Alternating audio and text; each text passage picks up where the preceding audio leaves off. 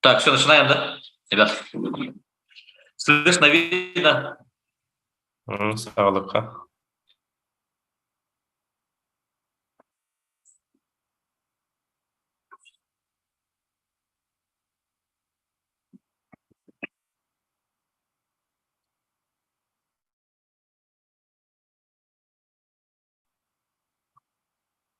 Начинаем, да?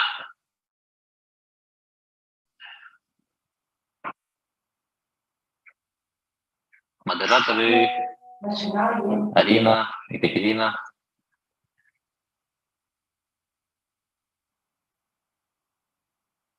Ага.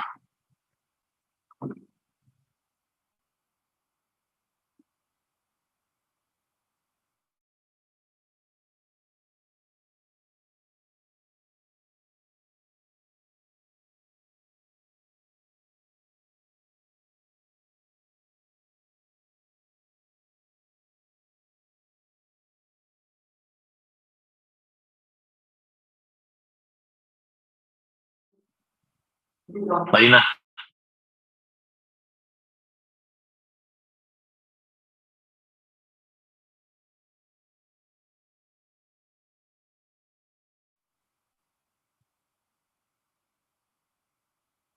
Друзья, доброе утро. Начинаем наш третий вебинар. У нас сегодня пять экспертов по своим темам. Мы вам заранее направляли на WhatsApp-группу рассылку, на какие темы будут выступать эксперты. Так, сегодня тема моего выступления – это каркасные дома. Так, ребят, меня слышно, видно? Ставьте, пожалуйста, плюсики.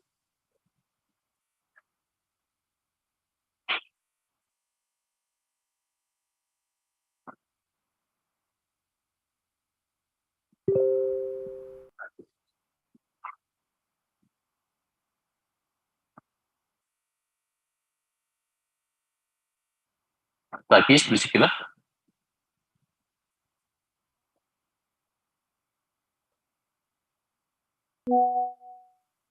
Так, отлично. Так, плюсики есть. Идем дальше, значит, когда меня слышно. Пишем географию нашей Zoom-встречи. Из каких районов или городов? Напишите, пожалуйста.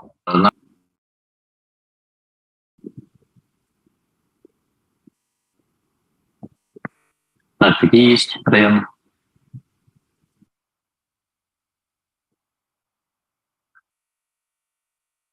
Намский область, Якутск, привет. Заречье, Усть-Алдан, Жрабча, Мегина, Нам, Кавский берег, Якутск. Так, у нас в Zoom 51 человек, в основном из Якутска, из Заречья, Усы. Это Усть-Алдан, Мегина, Жрабча, плюс Намский район. Так, в прошлых зумах у нас были гости из Набара. Самая крайняя точка была. Затем Оленек, Нюрба, Белюский. Ребята, с вашего разрешения, на каком языке нам выступить сегодня? На якутском языке или на русском? Напишите, пожалуйста.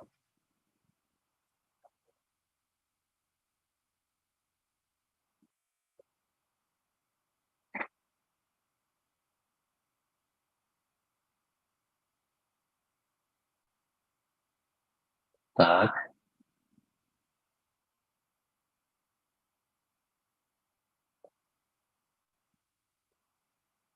На русском языке, по-якутски на русском.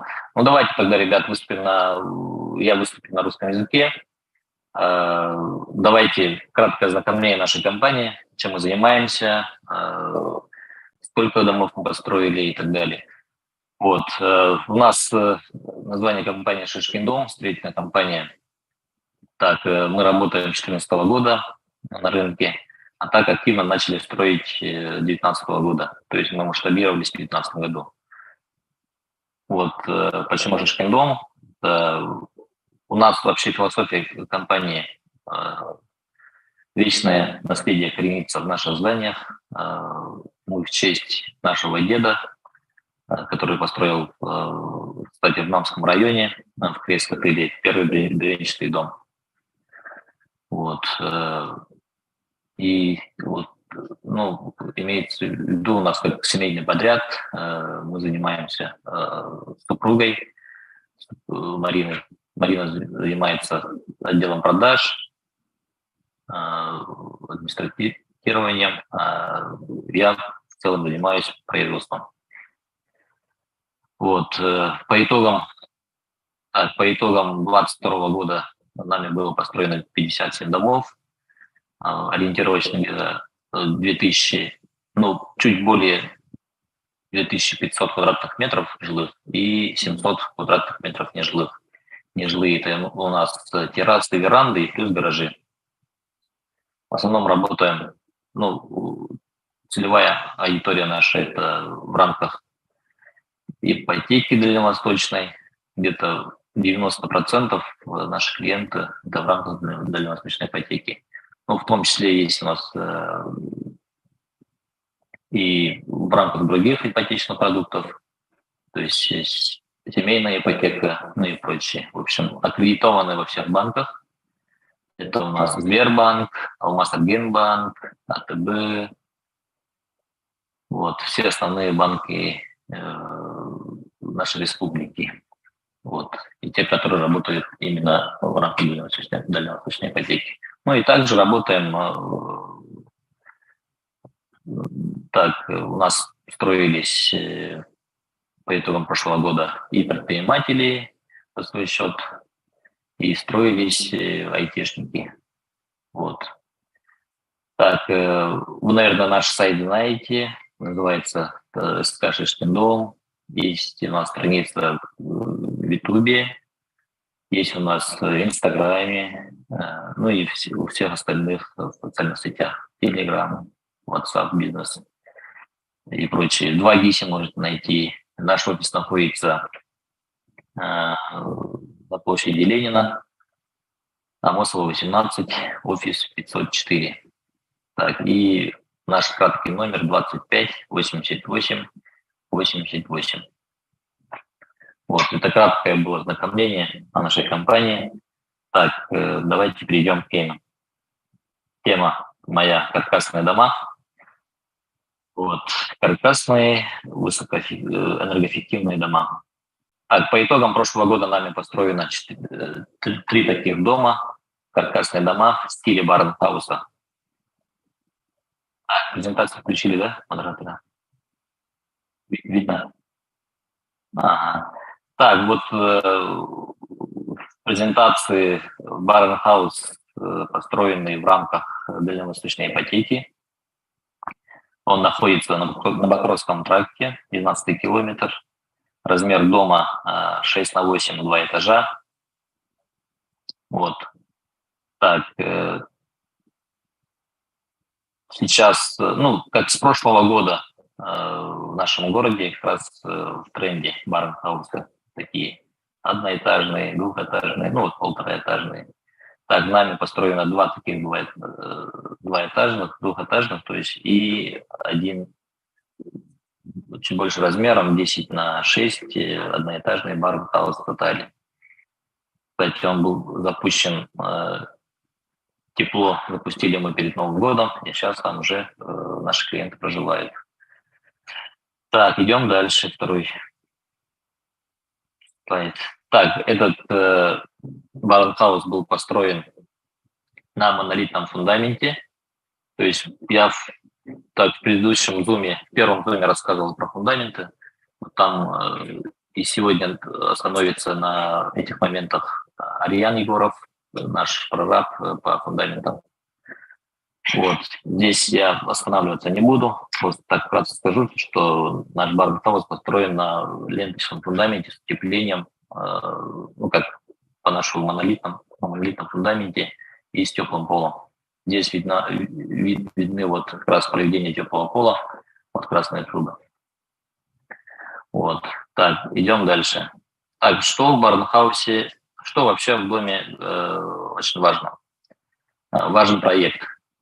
Проект дома, как будем строить, какой проект мы согласовались с нашими клиентами и какой проект мы будем требовать от своих строителей. Так, ну, вообще каркасные дома строятся в рамках СНИПа. То есть высокоэнергоэффективные дома по СНИПу, как вообще каркас делать, каким способом, ну и прочее. Там все прописано от А до Я. Вот в рамках этого СНИПа, в общем, строили вот эти высокоэнергоэффективные дома. Почему высокоэнергоэффективные? Энергоэффективность – это как раз именно самая актуальная тема, можно сказать, в нашем регионе, в нашем холодном регионе на условиях вечной мерзлоты. То есть здесь можно сэкономить много энергии, это именно в нашем условиях газа, живя в таких домах. Вот они намного теплее, чем брусовые дома. Если дом надлежащего качества, если утепление провели надлежащим образом. То есть так, я остановлюсь вот на нашем доме, как мы каркас строили, и из какого материала, и потом перейдем к утеплению, затем к фасаду. Так, здесь очень важно использовать для каркаса сушеные доски. Сушеные доски именно камерной сушки. Вот, у нас каркас здесь как раз из сороковок, из досок, доска сороковка. Мы заказывали эти доски в Алмасе специально. Они их сушили неделю где-то и вот, приобретали.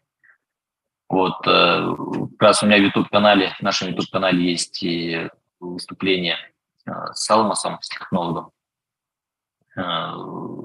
Рассказывали, как именно происходит вот этот процесс. Вот, исходное, допустим, все зависит от пиломатериала исходного, ну, от, скажем так, от бревна. Допустим, есть зимняя рубка, есть летняя рубка. Как я в предыдущих тоже рассказывал, чем отличается зимняя от летней рубки дерева вообще. Ну, здесь нужно выбирать именно зимние рубки. Он как раз нам подходит для строительства домов. Для каркасных, для брусовых, ну и так далее.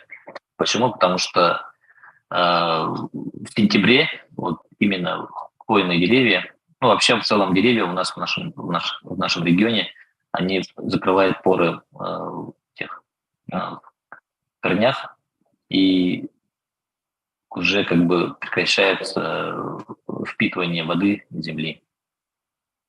Деревья готовятся перед зимой. Вот. Готовятся перед зимой, и где-то эти поры откроются только в мае. Так, в мае откроются, и начинают деревья впитывать воду. То есть при зимней рубке ориентировочная влажность деревьев будет 30-45 влажности будет. А в летней рубке уже до 80 будет влажность. Вот здесь, если больше влажности, дерево, ну, пиломатериал, скажем так, или брус, или доска, в частности, доска, он будет трескаться, вести себя как-то, скручиваться будет, ну, и так далее. Вот. И, в частности, в наших барнхаусах мы использовали именно зимние рубки. Затем исходная, допустим, у нас 30 влажности было, 30%. Пропустили через сушильные камеры в течение недели. Там работает компьютер, то есть все зависит от исходной влажности. В частности, у нас мы показывали там как раз этим влагомером именно влажность этих досок, не досок, а бруса было где-то более 30%. Затем после кабельной стружки выходит где-то 8,7. Вот именно 23% влаги убирается из дерева. То есть если исходные размеры доски были 40 на 180, да, допустим, после сушки он чуть-чуть сокращается даже в размере. То есть ширина, толщина сокращается от 4 до 3,8. И если ширина 180 была, это 18 сантиметров, становится где-то 170, там, грубо, 176, 187, плюс-минус. То есть 178 становится. Вот таким образом мы освободили от влаги и используем уже для строительства каркасных домов. Почему? Потому что у меня там как раз в Ютубе есть видео, я показываю, именно раскрываю утеплитель и показываю, как может себя вести доска с высокой влажностью. Так, в частности, мы, как я сказал, использовали именно каменные осушки. И там, допустим, между досками, между каркасом будет утеплитель. Если там мы использовали доску естественной влажности, тогда доска будет вести себя по-другому, как я сказал, будет скручиваться. При скручивании между доской и утеплителем образовывается щель. Вот эта щель как раз будет являться мостиком холода. То есть в наших условиях он будет оттуда дуть. И вот, допустим, мы все вскрыли, это будет, обшили, допустим, изнутри и снаружи, да, и зимой, допустим, начинает откуда-то дуть. Нам неизвестно. Нам нужно скрывать все это дело, это будет все скрытая работа. Вот. Открываем и уже замечаем то, что образовался мостик холода и оттуда дует. Вот, в целях, чтобы исключить это, как раз используем доску каменной сушки. Так, затем начинаем, вот каркас построили на фундаменте. Здесь мы с нынешнего года и вообще в барнхаусах рекомендуем настоятельно именно использовать теплый пол. То есть это лучевое отопление. Нужно как бы сперва греть полы, затем уже отапливать. Вот. И в наших условиях, как практика показывает, именно наши клиенты, у нас много запусков, холодных запусков.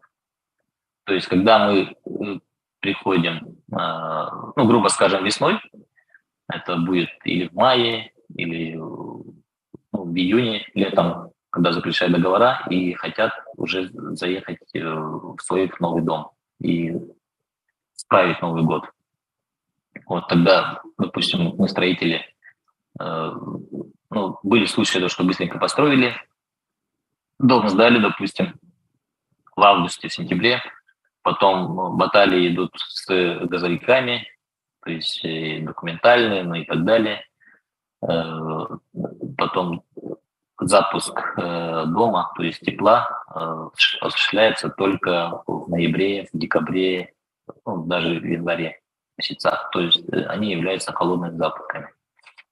Вот при холодных запусках, если у вас нет теплого пола, фундамент будет очень холодным, потому что бетон, он уже как бы в ноябре начинает замерзать. В декабре он уже будет очень холодным, в январе он вообще будет ледяным.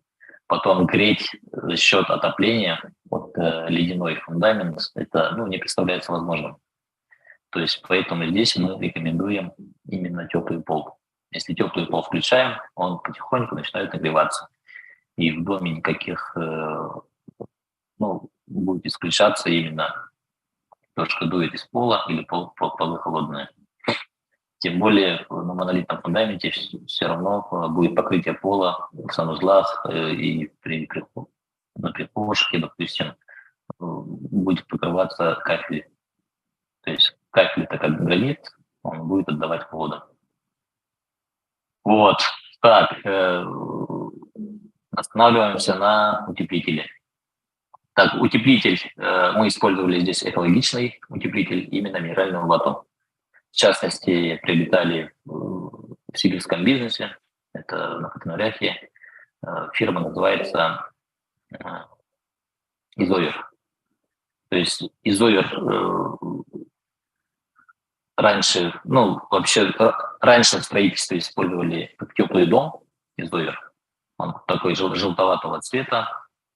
То есть там отличается от лямбды. Лямбда – это измерение именно теплопроводимости. Чем выше лямбда, чем больше теплопроводимости, то есть теплее будет.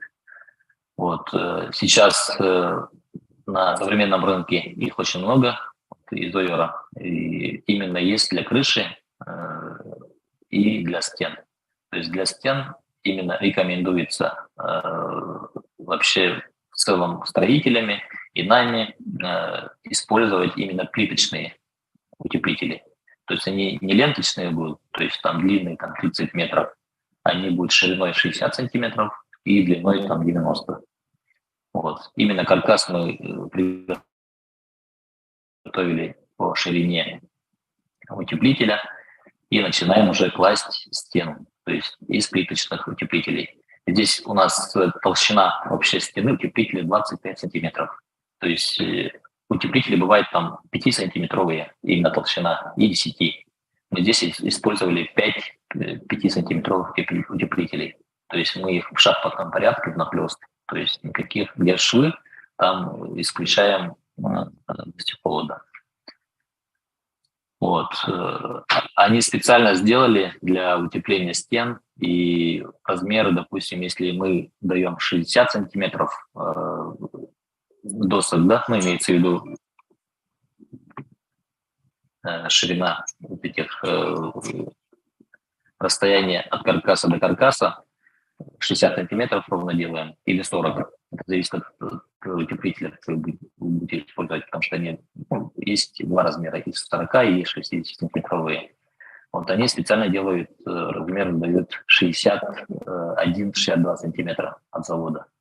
То есть он должен плотненько лезть, вот, как раз между досками. Вот. Так. Утеплили мы, вертикально утеплили мы 20 сантиметров и горизонтально прошлись одним слоем 5-сантиметровым утеплителем. То есть мы здесь, если, допустим, будут скрыты какие-то, скажем так, если будет скручиваться все-таки там доска, каркас, появится щель какая-нибудь минимальная, тогда горизонтально проведенный утеплитель, он будет исключать именно мостик повода. То есть мы так и сделали. Вот, затем утеплили мы 25 сантиметров. Затем здесь очень важно именно, очень важны мембраны. Какие мембраны мы используем? То есть мембрана это именно мы использовали изоспан, и с внутренней стороны использовали, и с внешней стороны. Вот. Внутри у нас изоспан FS, он фольгированный, то есть он отторгает тепло от себя. Ну, как фольга.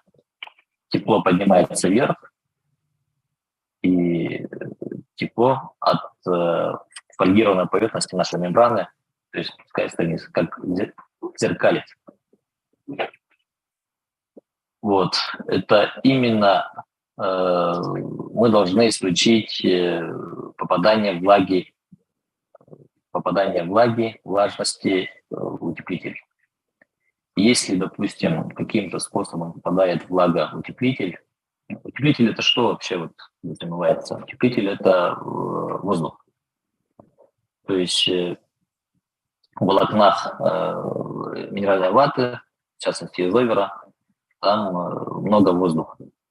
Вот за счет воздуха он держит тепло в доме. Вот в этот воздух не должна попадать влажность. Вот именно вот эта фольгированная мембрана изоспан FS, он исключает попадание влаги именно в утеплитель. Вот поэтому именно фольгированная, и мы должны сделать как вакуум. То есть есть специальные даже скотч-ленты, именно где нужно клеить швы. Вот нахлёст мы сделали, и швы именно заклеиваем вот этим скотчем специально. Хорошо. Так, вот мы покрыли полностью мембраной снутри, потом уже начинаем обшивать.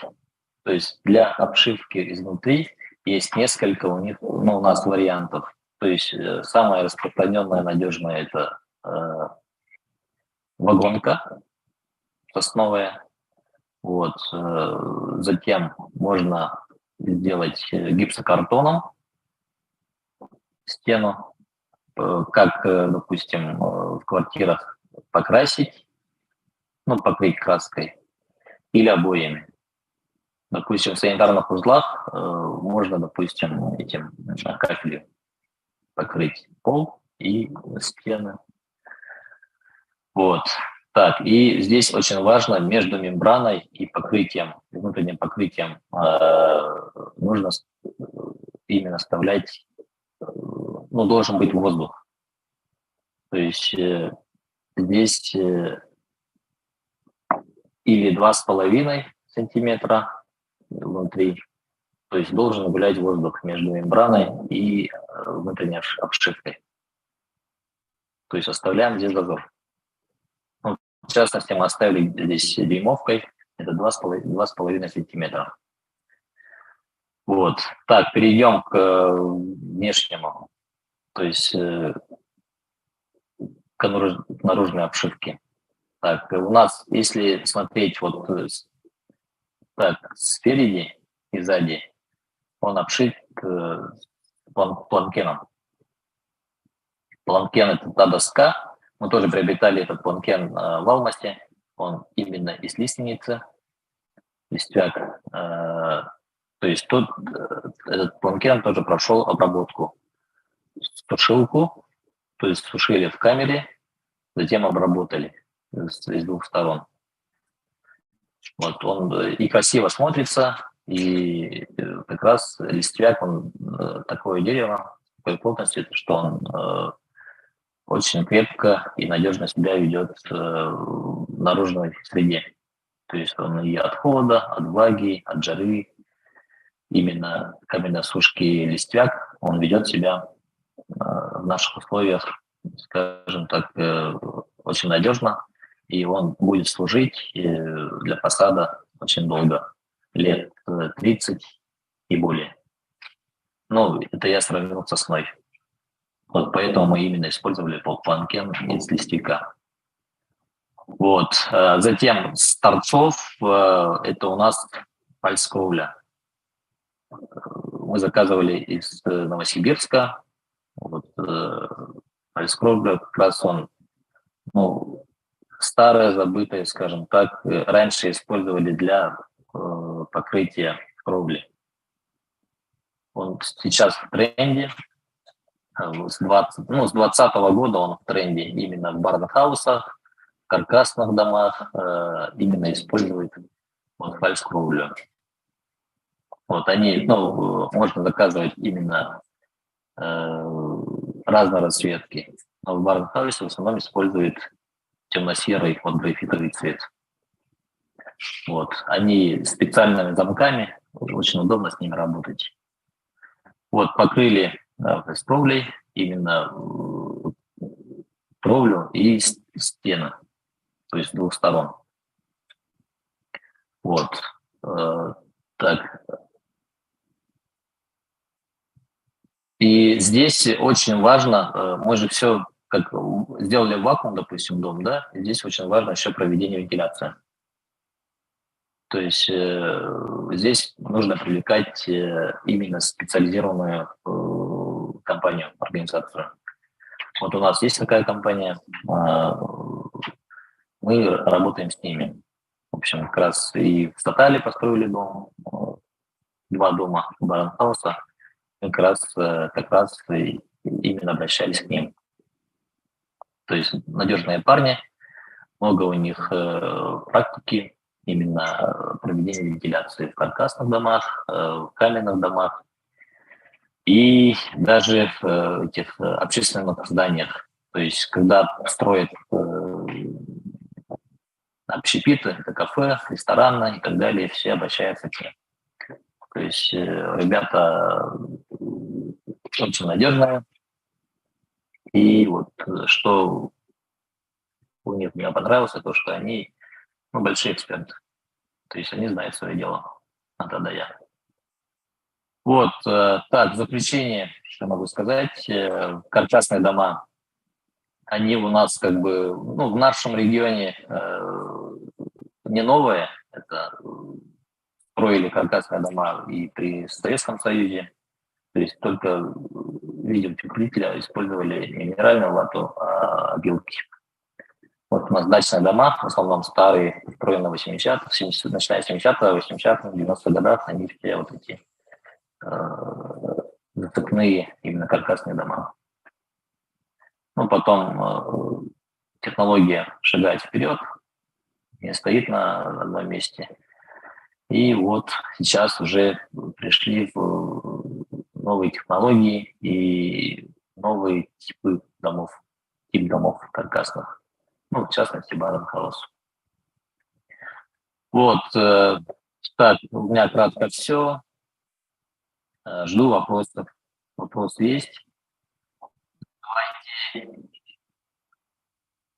Да.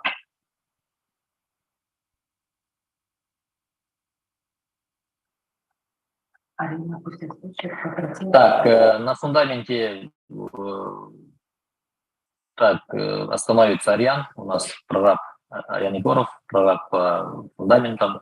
А так это все зависит от наружной температуры воздуха. То есть в летний период он быстро схватывает, моментально.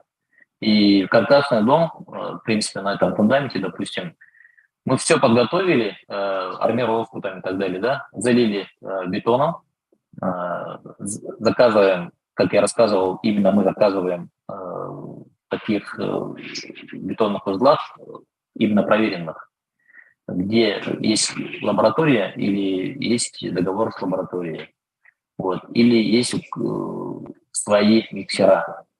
То есть это очень важно. Заказываем, допустим, у них, с сопроводительным документом получаем. Вот заказали, допустим, 350-ю марку, М350, они сопроводительную документацию вручили миксеристу, указывается дата, место, дата, время отпуска бетона и марки, и кто получил, и госномер.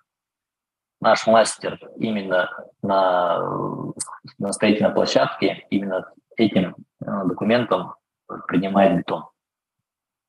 То есть, скажем, госномером там 505-14 отправлена марка бетона М350, 8 кубов, вот таким-то водителем, такой-то машиной. И пишется дата и время. Получили и начинаем уже принимать бетон. Приняли бетон, выровняли, ленточный, допустим, да? Выровняли потом в летний период, это у нас в июне, в июле, в августе, когда температура плюсовая, плюс 20, 20-30, это можно строить уже через 2-3 дня каркасные дома. Вот. Пока мы будем поднимать стену, пока каркас будем поднимать, или, скажем, или даже брусовой дом, будем поднимать стену, возводить стены, он уже схватывается. То есть через 2 недели он становится, уже берет в себя самую такую максимальную плотность. А если брать это холодный период, скажем, даже минусовые температуры в сентябре, в октябре, у нас ночью все равно минусовая температура. Вот именно когда принимаем минусовую температуру, бетон схватывает себя дольше 2 недель. 2-3 недели. Вот. Дальше вопросы? Арина попросили нас звучать.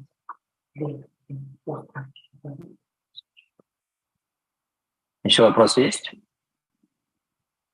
Арина, Ага. озвучь, пожалуйста, Арина. Так, по долговечности. Здесь, конечно, есть плюсы и минусы для домов, да. Самый долговечный дом, скажем так, это будет каменный дом, потом деревянный и затем уже каркасный дом. Если каменный дом служит нам больше 100 лет, ну как в целом как дом, а все равно будем там раз в 10 лет, допустим, будем проводить именно отделку, внутреннюю отделку. А дерево, при надлежащем уходе дерева, то есть уход, это тоже очень важно в наших условиях. Это покраска фасада, проветривание и так далее. Он послужит, ну, тоже больше 100 лет. Каркасный дом, вот каркасные дома, допустим, в наших условиях только начали строить в 80-х, наверное, вот в конце 70-х годов, рассыпалки, да, вот они сейчас, ну, именно из простого материала, из подручного материала они начали строить, поэтому именно в наших условиях они служат только вот где-то 30 лет, наверное, служили, ну, на практике. Но дальше больше посмотрим. Но 50 плюс точно будет служить, но при надлежащем уходе.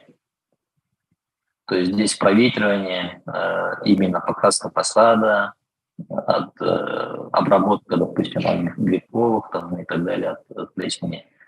Это нужно всегда проводить.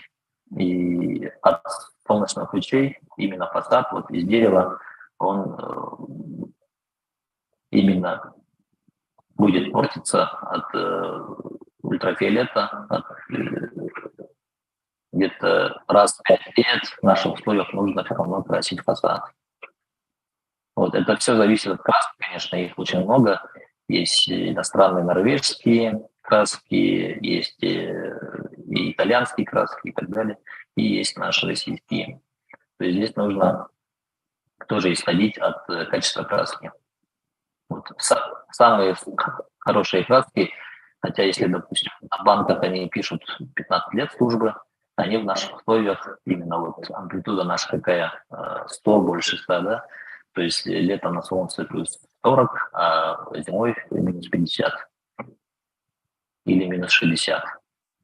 Вот в наших условиях они послужат всего максимум 10 лет, как практика показывает. То есть раз в 10 лет, если вы хорошей краской покрасили фасад, нужно, то есть, менять краску. Вот. Дальше. Гарантия сколько лет стоит? Гарантия сколько лет спрашивают? Так, гарантию. Так, мы тот раз проводили муняр, совещание, и решили именно гарантию, договорную гарантию даем 5 лет. То есть в течение 5 лет мы обязаны обслужить вас дом. Именно по каркасу, если каркасный дом, да, или если брусчатый дом, или каменный дом, именно по комплектности короба. Затем течь кровли. Это самые основные такие моменты, где мы именно в рамках гарантии в течение 5 лет будем обслуживать. Лидия Матвеева, Иван Петрович спрашивает, насколько долговечен каркасный дом? Сейчас озвучили. Вопрос. Озвучили сейчас только. Ответ: сколько времени займет строительство от фундамента до эксплуатации? Именно каркасного дома? Да. Ну, месяц. А фундамент? Именно вот время на фундамент, да, сколько возводить именно фундамент, ленточный фундамент, это зависит от сезона года. Летом вот как раз массово начинаем принимать бетон, возводить фундаменты, это с мая месяца. В мае как раз открывается именно доступ к песку, к Вильямскому. Вильямский песок, он является самым таким материалом в наших условиях именно для планировки фундамента. Вот мы приподнимаем именно от рельефа земли вверх и выравниваем, проводим планировку. И вот на этой площадке, как раз площадке, и начинаем возводить фундамент ленточный. Вот. Еще Альтавина... Поэтому займет именно по времени фундамент, это если ленточный фундамент, он займет 2 недели, если монолитный, будет где-то месяц. Затем возведение стен и все отделочные работы, это от месяца, зависит от размера, одноэтажный, двухэтажный дом, от 1 месяца где-то до 2 до 3 месяцев. Займет. Вот. Иван Петрович еще спрашивает, Альтавина, какие есть минусы в каркасном доме? Так, минусы, плюсы в каркасном доме. Ну, минус – это именно по долголетию будет именно минус. А так, плюс – он очень энергоэффективный дом. То есть, если, допустим, в брусчатом доме мы в месяц будем тратить при минус 50 в месяц, допустим, ну, средний размер дома 8 на 8, 64 квадратных метра, где-то от 7 и плюс температуру будем использовать. Ну и вот от 7 тысяч, допустим, будем тратить на газ. А в каркасных домах при надлежащем строительстве этого дома мы будем намного меньше, то есть 5 и ниже будет тысяч рублей в месяц. Если это брать на 30 лет, на 50 лет, допустим, это очень большая экономия. Иван Петрович, еще следующий вопрос. Саша Антипина спрашивает, когда можно начать строительство дома? Так, это если касается каркасного дома, это 100% в теплое время года. То есть нужно начать с мая месяца. Вот. А так, как я сказал, именно очень важно для дома это фундамент, поэтому мы начинаем возводить фундамент именно с мая месяца. А так, ну, у нас на практике есть то, что мы и в зимний период возводили фундаменты, но там больше расхода будет. И все зависит от рельефа земли и на каком земельном участке будет находиться, ну, располагаться дом. То есть, если это очень влажное, там, отсыпанное место там, и так далее, лучше, само собой, возводить в теплое время года.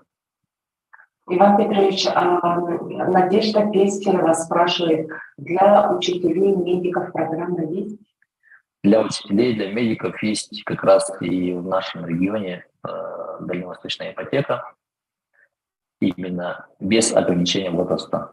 Дают под 1,5% на 20 лет ипотеку максимум 6 миллионов рублей.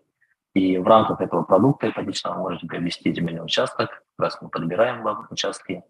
Допустим, если вы захотите на Покровском тракте, в сторону Покровского тракта, в сторону Вилюйского тракта, Ланского, ну и так далее, все по городу. Наши менеджера по продажам, они вам подберут участок. Затем наши проектировщики, архитекторы вам запроектируют ваш дом, мечты. Затем мы, как производственники, построим как раз по вашему проекту, согласованному проекту, утвержденному, строим дома. То есть у нас на практике вот как раз медикам и учителям уже несколько домов построили вот, по итогам прошлого сезона. Иван Петрович, Яра задает вопрос. В УЛУС выезжаете на Т9? Нам сюда? Нам Целовах. Ага. Ну, география нашего строительства, самая дальняя точка была, это Кобельский район, село Тея. Затем в основном строим Заречье, это Медино-Кангаласский УЛУС. Майя, Тугул, это где Тенгулю, он на Нижнем Бестяхе. Затем есть в Ущелданском районе строили, в Покровском районе, в УЛУСе. То есть не Покровском, а Кангаласском УЛУСе, вернее, так будет, Покровский. В Бугуневтахе строили. Вот. А так, вот заречные УЛУСы мы стараемся строить именно весной, когда у нас зимник есть. То есть зимником, когда зимник есть, через реку мы перевозим все пиломатериалы. То есть пока еще и дорога есть. Обычно, допустим, если это брать Заречье, Усолганский улус, Мегино-Хангаласский улус, это, допустим, до Тенгулю есть асфальтированная дорога, а в других населенных пунктах уже, к сожалению, у нас в нашей республике дороги грунтовые. То есть, когда зимник завершается где-то в апреле, ориентировочно, наша дорога начинает портиться. То есть возить пиломатериалы открыто, то есть или на манипуляторе, или на туторе, уже он подвергается к загрязнению. Поэтому мы стараемся это делать именно в зимний период, весенний период.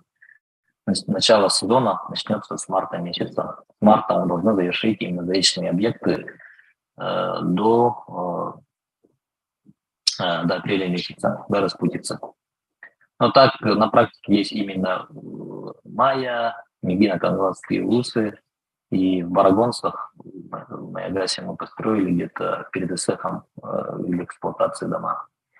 Вот почему так, потому что именно по времени не успели, и мы как раз самый дальний Майягас, это Усолганский район, мы завезли именно зимником материал. То есть он был чистый материал, не загрязненный именно. И потом строитель именно запустили дом, сдали дом, проект именно перед ИСЭХом. Следующий вопрос, Иван Петрович. Яна Павловна задает. Инженерные коммуникации подключаете ли? Инженерная коммуникация – это все, что касается водоснабжения, водоотведения, это канализация, электроснабжения, газоснабжения. Мы все проводим именно по вашему проекту. Наши проектировщики даже указывают, где ваша будет розетка, с вами согласовывает. То есть, в наше время очень важно сделать умные дома, то есть все должно быть под рукой. Все с гаджетами. Раньше, как было, допустим, гаджетов не было, розетки, допустим, побольше было только на кухне и в комнатах по одной розетке. Сейчас уже там прямо возле кровати планируют тумбочки, и как раз возле тумбочек розетки и плюс выключатели, мастер-кнопки. Это все согласовывается с нашими проектировщиками, и у нас есть монтажники с образованием, с корочками. И на практике много домов мы сделали, запустили именно с электричеством, с водоснабжением, водоотведением и даже газоснабжением. То есть у нас есть партнеры, надежные партнеры именно по проведению газа, по внутренним работам. То есть если у вас стояк есть выведенный, от стояка до котла и до газовой печи будет проводить газ. Иван Петрович, следующий вопрос. Любовь задает вопрос. Материнский капитал можно использовать у вас в строительной компании? Да, на практике много есть материнский капитал, именно федеральный материнский капитал и республиканский. Можно использовать. Это все в договоре указывается. Именно часть, там сколько, больше 400, да, сейчас тысяч? Или, максимальная сумма где-то 600, да? 600 тысяч рублей – это суммарно федеральный и республиканский. Плюс 180 да, 180 тысяч республиканский откат указывается в договоре и используется при строительстве дома нашей компании. Так, Иван Петрович, следующий вопрос. Надежда Пестерева тоже интересует, а мы ответили уже. Николаевский дом Чурапчи сейчас асфальт, видимо, можете ли выезжать в Чурапчинскую область? Чурапча, да, если это именно село Чурапча, Чурапчинского улуса, тогда можем выехать, дорога есть. А так, есть населенные пункты, допустим, где нет дороги, до туда мы можем доехать только в зимний период. И, само собой, рыночные условия, это нужно признать, потому что нам выгоднее туда выезжать именно на такие в среднем, допустим, дом 8 на 8. А меньше дом 6 на 6, допустим, в наших условиях, рыночных условиях рентабельность ниже намного для нас. Поэтому, если дом одноэтажный 8 на 8, мы можем выехать и в дальние населенные пункты. Марьяна задает вопрос, Иван Петрович. Стоимость дома с подключением коммуникаций в черте города, это 180... Так, по части стоимости дома вы можете узнать в нашем офисе менеджера. Здесь щепетильный вопрос, если, допустим, я сейчас скажу, стоит это, ну, допустим, скажу, это 3 миллиона или 5 миллионов, допустим, и при фактическом, допустим, на консультации эта цифра будет меняться. Или минус будет, или плюс. Поэтому приглашаем вас в офис Амосова, 18, площадь Ленина, кабинет 504. Вам девушки проконсультируют. По телефону, допустим, это одно, нужно приходить, у нас есть готовые проекты, есть макеты построенных домов, это нужно потрогать, допустим, там, посмотреть, как, что там девушки все подскажут, вам расскажут и про ипотечный продукт, и как строится, сколько строится, сколько мы строили, и сколько мы планируем строить в этом году. Мы планируем 80 домов. Вот, планируем. Еще вот. Так, давайте вопросами будем завершать, потому что у нас есть эксперта, еще 4 человека. У нас по времени, по таймингу очень долго уже. И мы, так, вот эти вопросы будем, на ваши вопросы будем отвечать именно в WhatsApp-группе. Нет, после каждого спикера. Вот. Нет, есть остаются вопросы все равно у людей, они будут задаваться, именно отвечать будут. И самые такие, может, объемные ответы получите все равно в офисе, в нашем офисе. То есть там на все вопросы, вот сейчас накапливайте свои вопросы, записывайте для себя и приходите в офис на консультацию, на бесплатную консультацию. По записи можете подойти, чтобы удобно вам было, нашим менеджерам, именно по короткому номеру 25 88 88. Звоните, представляетесь, и хочу устроиться дома в нашей компании, хочу прийти на консультацию. Вас запишут, допустим, как вам удобно. После работы удобно, или вам в выходные удобно, или с утра. Напишет на консультацию, приходите в офис и на все вопросы получаете ответы. Вот. И потом можно, после всего, можно выезжать на построенные объекты. Вот. У меня все, кратко так. Спасибо за вопросы, спасибо за участие. Следующий спикер Людмила Наумова, это наш финансист, бухгалтер, расскажет вам именно на тему налоговый вычет. Людмила Васильевна. Угу. Меня видно, да?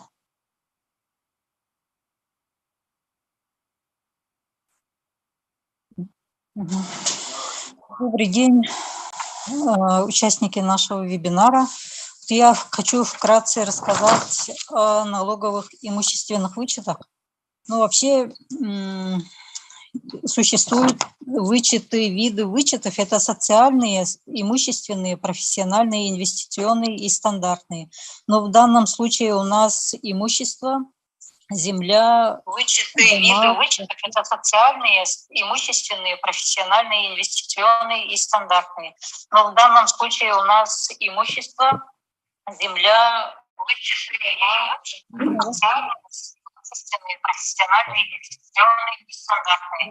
Но в данном случае у нас имущество,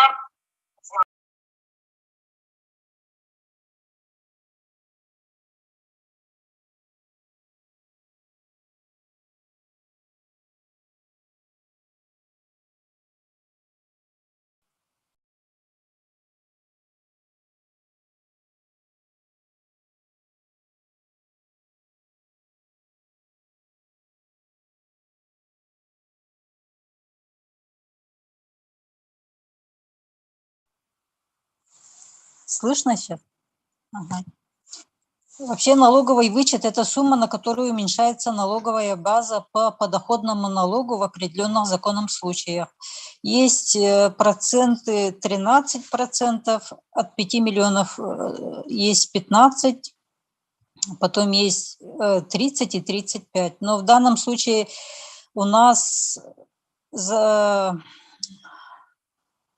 граждане имеют подоходный налог, который удерживается заработной платой, и это 13%. Сумма вычета не может превышать сумму фактически уплаченного в течение года подоходного налога. Если сумма вычета больше, то она переходит на следующий год. Существует имущественный вычет по НДФЛ при покупке квартиры и другого недвижимого имущества может применяться в следующих случаях. Но когда вы покупаете, не применяется в следующих случаях. Если вы применяете материнский капитал, вот эта сумма, она не учитывается при вычете.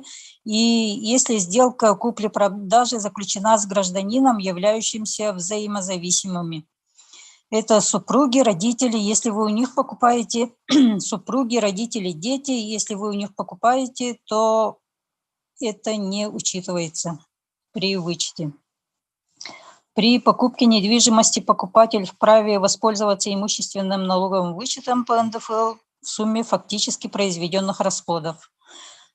И на приобретение жилого дома, квартиры, комнаты, приобретение земельного участка для индивидуального жилищного строительства или расположенного под приобретаемым жилым домом участка. Так, погашение можно использовать от погашения процентов по целевым займам, израсходованным на приобретение указанной недвижимости, либо полученным в целях рефинансирования.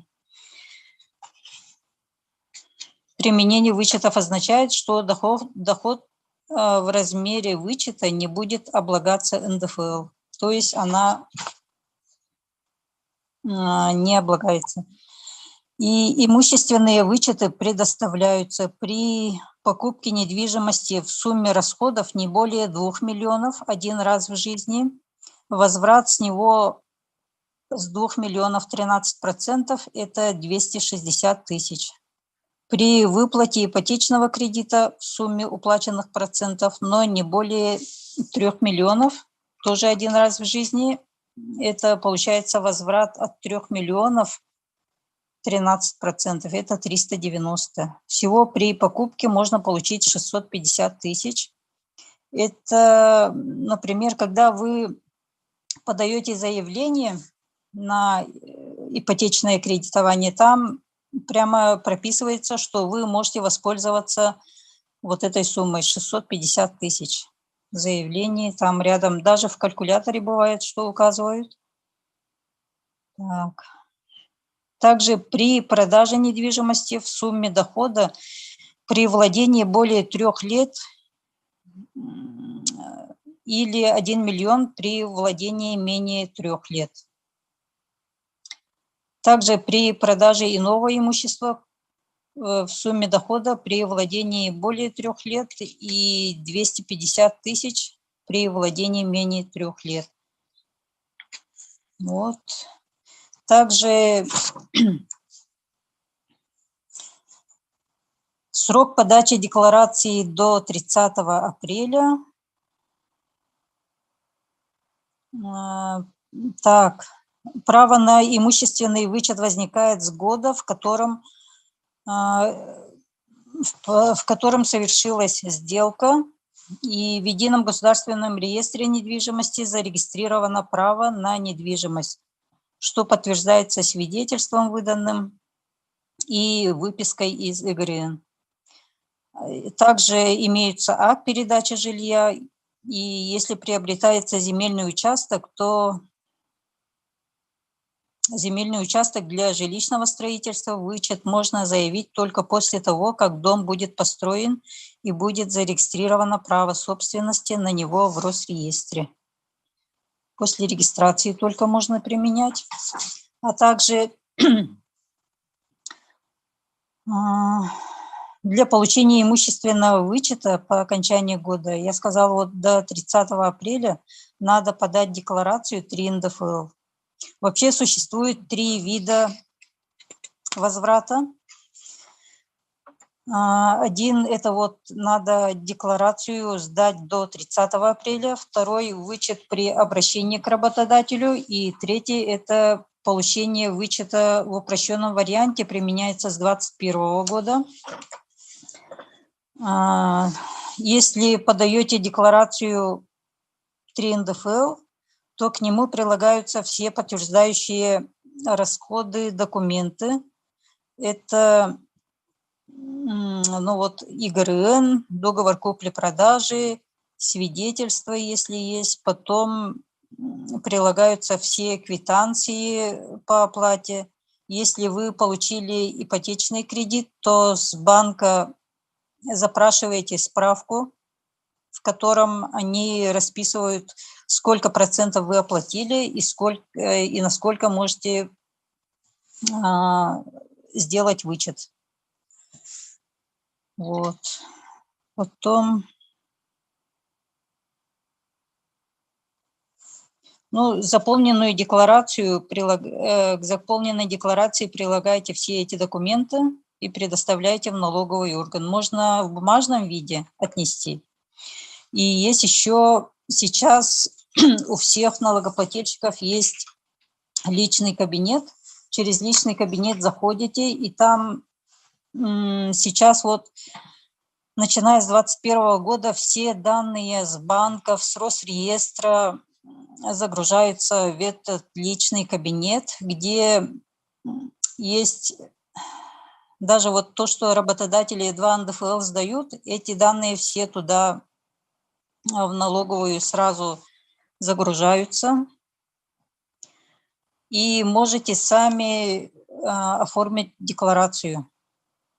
Заходите в личный кабинет налогоплательщика. Так.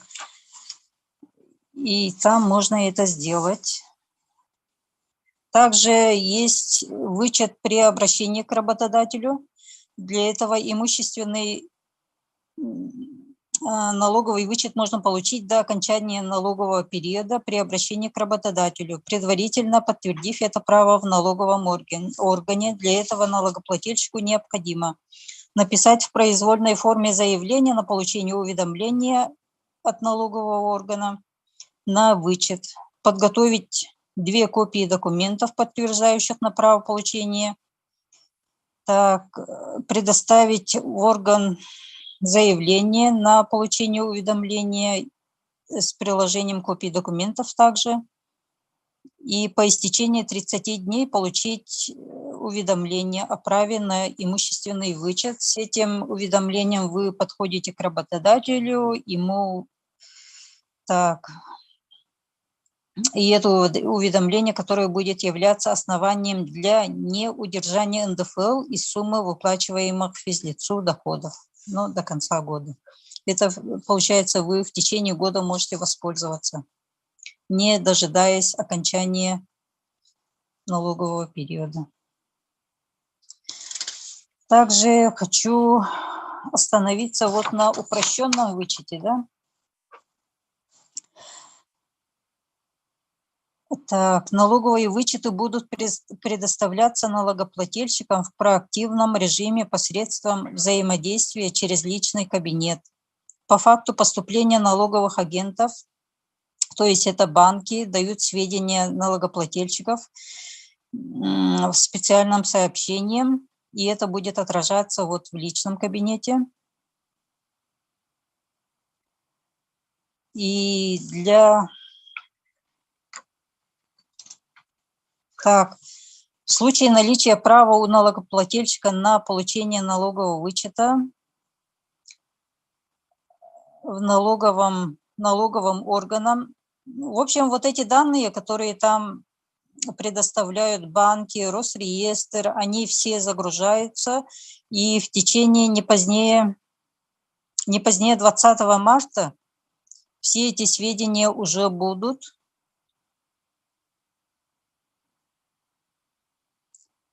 сведения предоставляются органами до 1 марта, и они обрабатываются в течение 20 дней, и не позднее 20 марта эти данные уже все будут. Вы заходите в личный кабинет и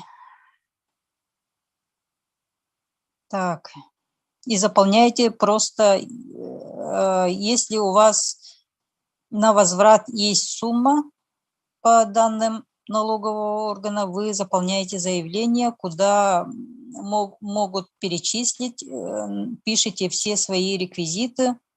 В общем, там еще дает выбрать, на какой счет, потому что все данные о ваших счетах у налогового органа есть. И на практике срок проверки там через личный кабинет быстрее, чем вот бумажно будете давать, да? Бумажная проверка идет 3 месяца, а если через личный кабинет, то около 10 дней.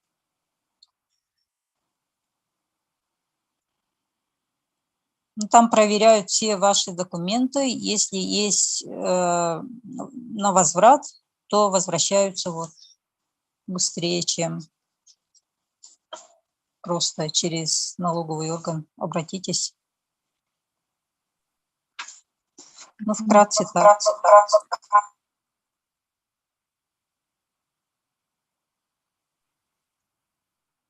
Да, на вопрос ответим.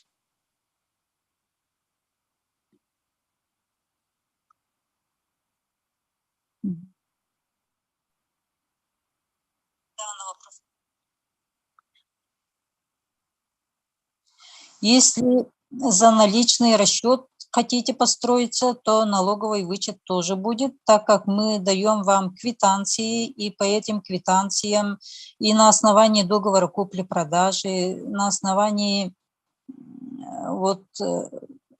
договора строительства вы можете подать на налоговый вычет. Там условия не меняются, такие же, как и через банки, через ипотеку.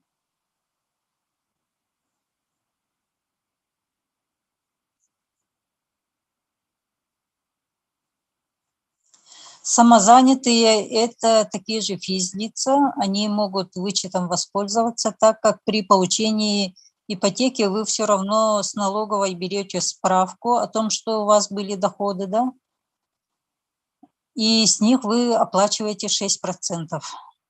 С них вы можете получить, а ИП, если вы получаете ипотечный кредит именно для работы ИП, то это подоходным налогом не облагается. А если вы работаете в ИП и получаете доход как зарплату, то да, вы можете воспользоваться вычетом.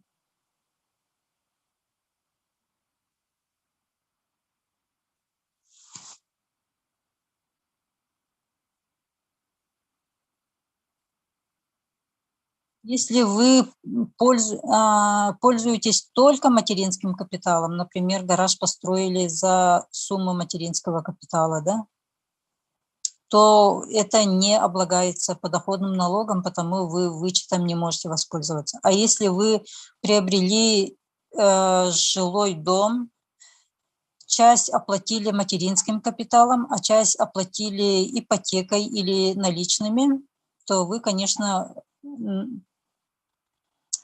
вы можете воспользоваться на ту часть, которую оплатили ипотекой или наличными, за вычетом материнского капитала. Материнский капитал, он не облагается подоходным налогом, и, соответственно, вычетом по нему не можете воспользоваться. Есть еще вопрос?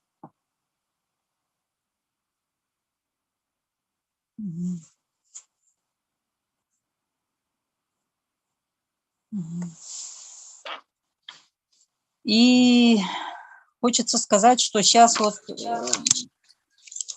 личным кабинетом пользоваться очень удобно.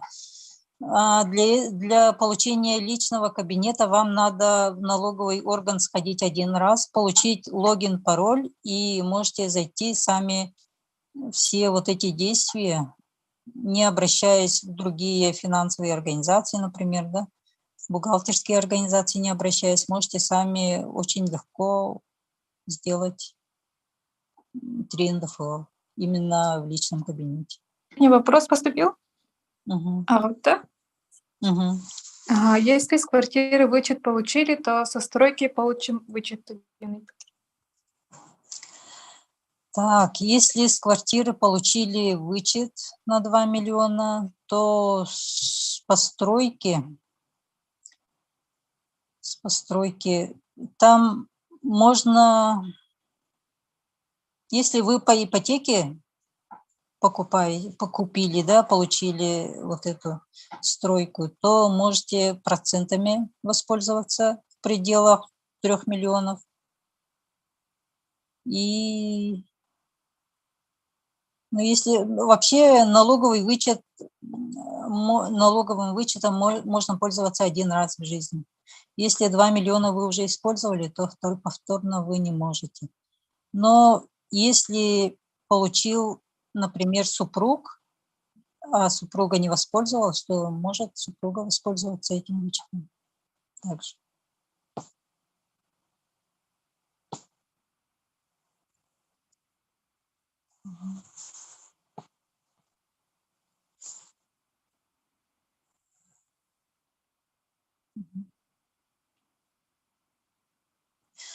Также хочу сказать, что если есть вопросы по нашим уже построенным домам, если у вас, вам требуется вычет, да, вы можете позвонить, проконсультироваться, можете к нам в офис прийти, мы покажем, объясним, как, что делать. Мы курируем своих клиентов в течение 3-5 лет. Смело можете звонить.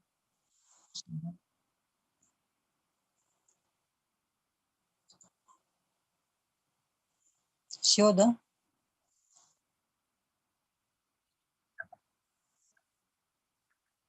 Сейчас выступает наш прораб Дмитрий Данилов по строительству дома.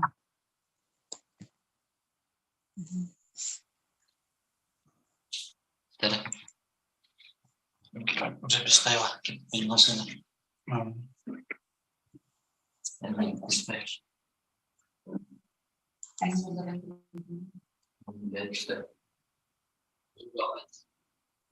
Здравствуйте.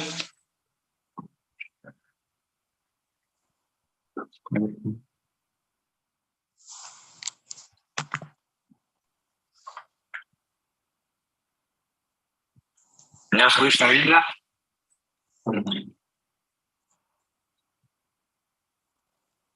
Напишите в чате.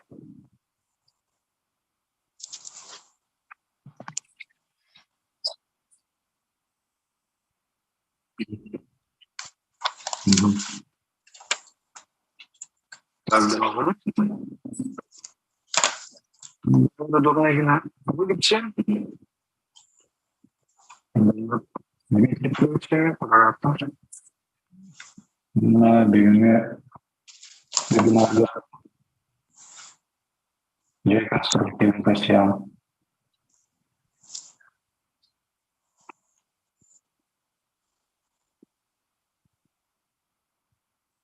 Угу.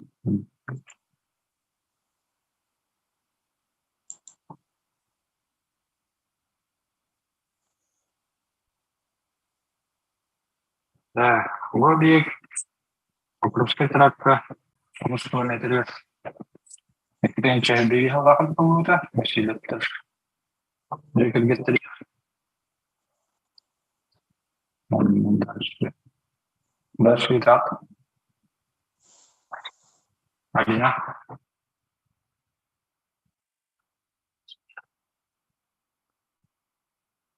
Где Карагипудык. Басметегер.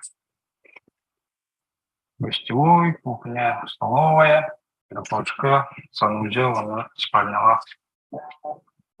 Коллектив угла,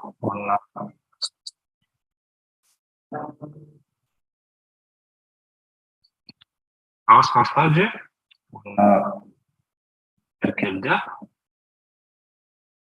manna kene bulana bukaragi kudik sanujava kuhneta ada cita itu abu sekasih bahana mata beligin terbitna maka sanujav kuhneta terus kena hati tapi tergen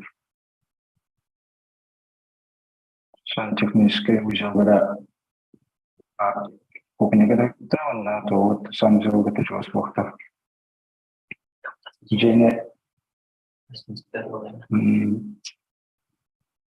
Jene wa turbalar babatan kudu kinda menuju ke waktu. Amatan hege bo bastan jene paling ceruk kalau gitu ya. Tan isu beli itu kudu bastan hege tuan reseben orang takut. Biasanya reseben Allah Bastan dahulu tuh aku dijalannya bastan. Ini tahan bersama pencetnya di kerajaan ada. Karena behavior kita berkembang menjadi warna pas memang kita studi bukan struktur lisensnya lebih membaca. Allah kalau Ogomna gina barta soput lisensi ken bakta. Lisensi bakta. Okulik. Ora jika kita baharulan kulik protokol amma konstruktif pada tawaran ini sebenarnya Самое довольно ikut Allah hamid terwasta tan كده اشتغل وشقيته ليش نشني بوشات كهالتا ونقول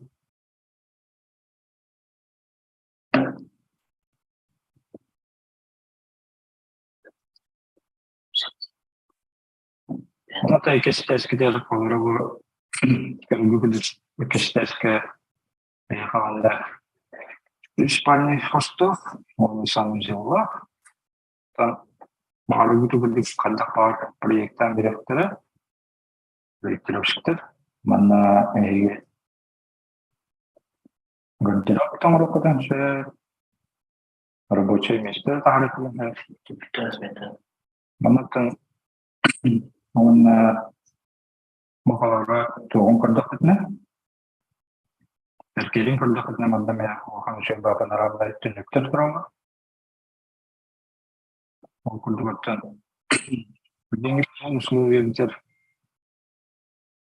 Sistemli var, böyle var. Çünkü daha vakitlerden artık yönetir.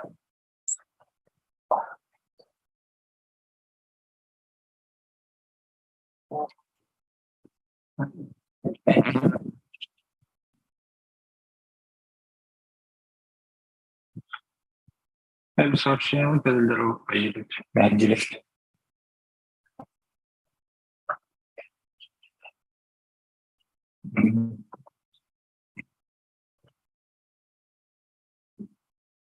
Вопрос там был на курение, он на линк работает.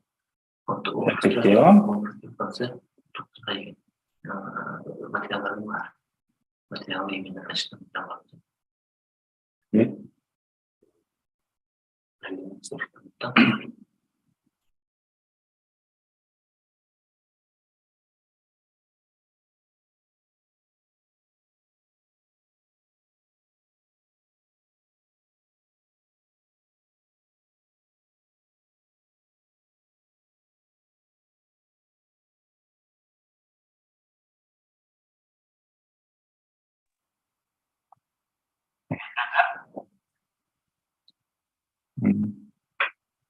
Около беги делебитер качественный материалlar поставщикten bakıp ona genelde galbit ona tükenler vardı burada dünyalara bir lentişne bu bata ona burada sirkülerni дисковый то. Станок доктор, он то идет геометрия учебы бар. Вон аста чукчу размер доктор. Он там профилированный грубый номер. Ата профилдан берелер. Тудна.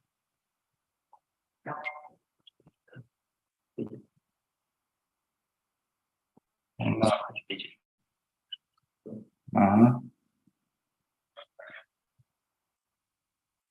Кайда бурус отдыгыда. Бурус оттан профилированный дечей. Обычно естественная важность там бурустарна. Итого. Амонта. Приехала на поставщик быть. Мастеры поюгар. Saya обычно эмбир. Адбенелит мас enjoyable. Важно надик. Он ман бе тата.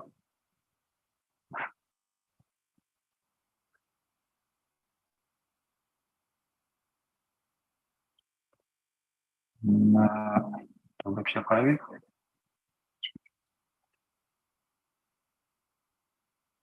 Мог поставить на шешак правления.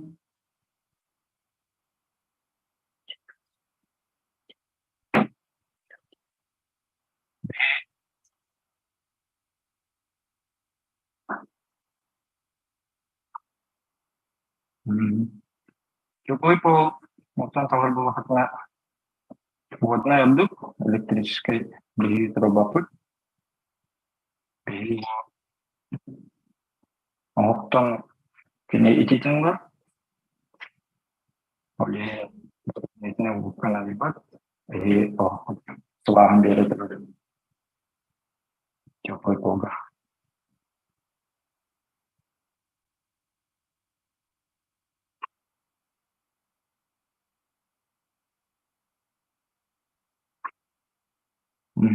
Клеоный брус. Он уже сушеный. Можно наручить дефект. Кене барта. Чуть на первый раком а так пар идеален эпитиргина оңрон берелер. Поставщиктер.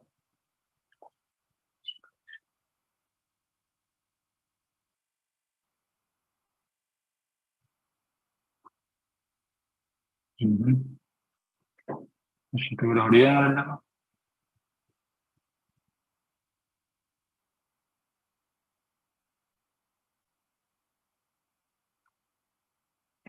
Тут сезона марта хамна окулдугаттан бери бастан токтале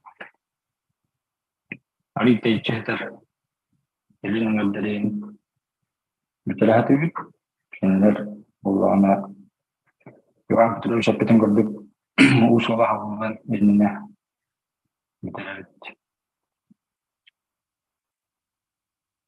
онатан элин нgadдал экшиму то тавана текалада это клад. Ленточный фундамент. Рафиге кайданы ККП, миксер тибет, опыт. А так, возможно, рахауров, грамман береметне нахумба, опыт. Вместе тер семен джамана семейный оран кутофак, грамман беремен анда. Олен би он усата опыт.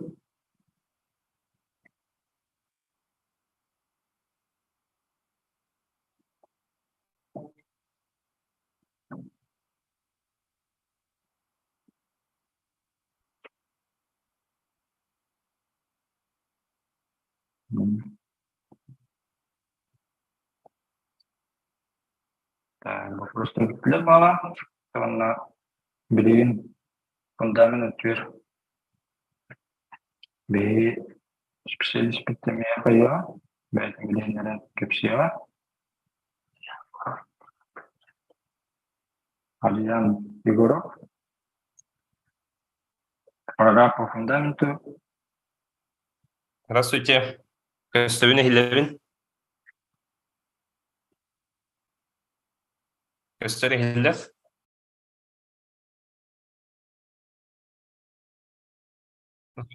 Звук барды. Ага. Бу үтө күнүнөн үстүгүл күндө вебинарга интернетке кирбит кылактат интернетке бичоннорго үстүгүл мактанабы таяха онна элбахи көрдөспүтүн курдук бары өйдүлөрүн курдук нуччылы ытар бар кепсирбер көңүлләр. Якын барын онна меня зовут Ариан Егоров, я ответственный за фундаменты и подбор участков, то есть подготовка основания и устройство фундамента в компании Шишкин дом. То есть и немного расскажу вам кратко о принципах нашей работы, нашей компании, как мы действуем, какие материалы мы используем и так далее. Так, начинаем. Первый слайд включите. Так, ну, по части выбора участка, как показывает практика, очень много людей, клиентов заблуждается в выборе участка. И основной момент, они то есть хотят выбрать сухое ровное поле, именно сухое ровное поле, без водоемов и так далее. Но хочу отметить то, что, как всем известно, наши климатические условия, они как бы специфичные, у нас вечная мерзлота, и поэтому я прошу будущих клиентов и людей, которые ищут фундаменты, то есть участки, не бояться близ находящихся водоемов, именно в том месте, где вы хотите построить дом, потому что как раз-таки в таких местах у нас идет меньше, то есть температура,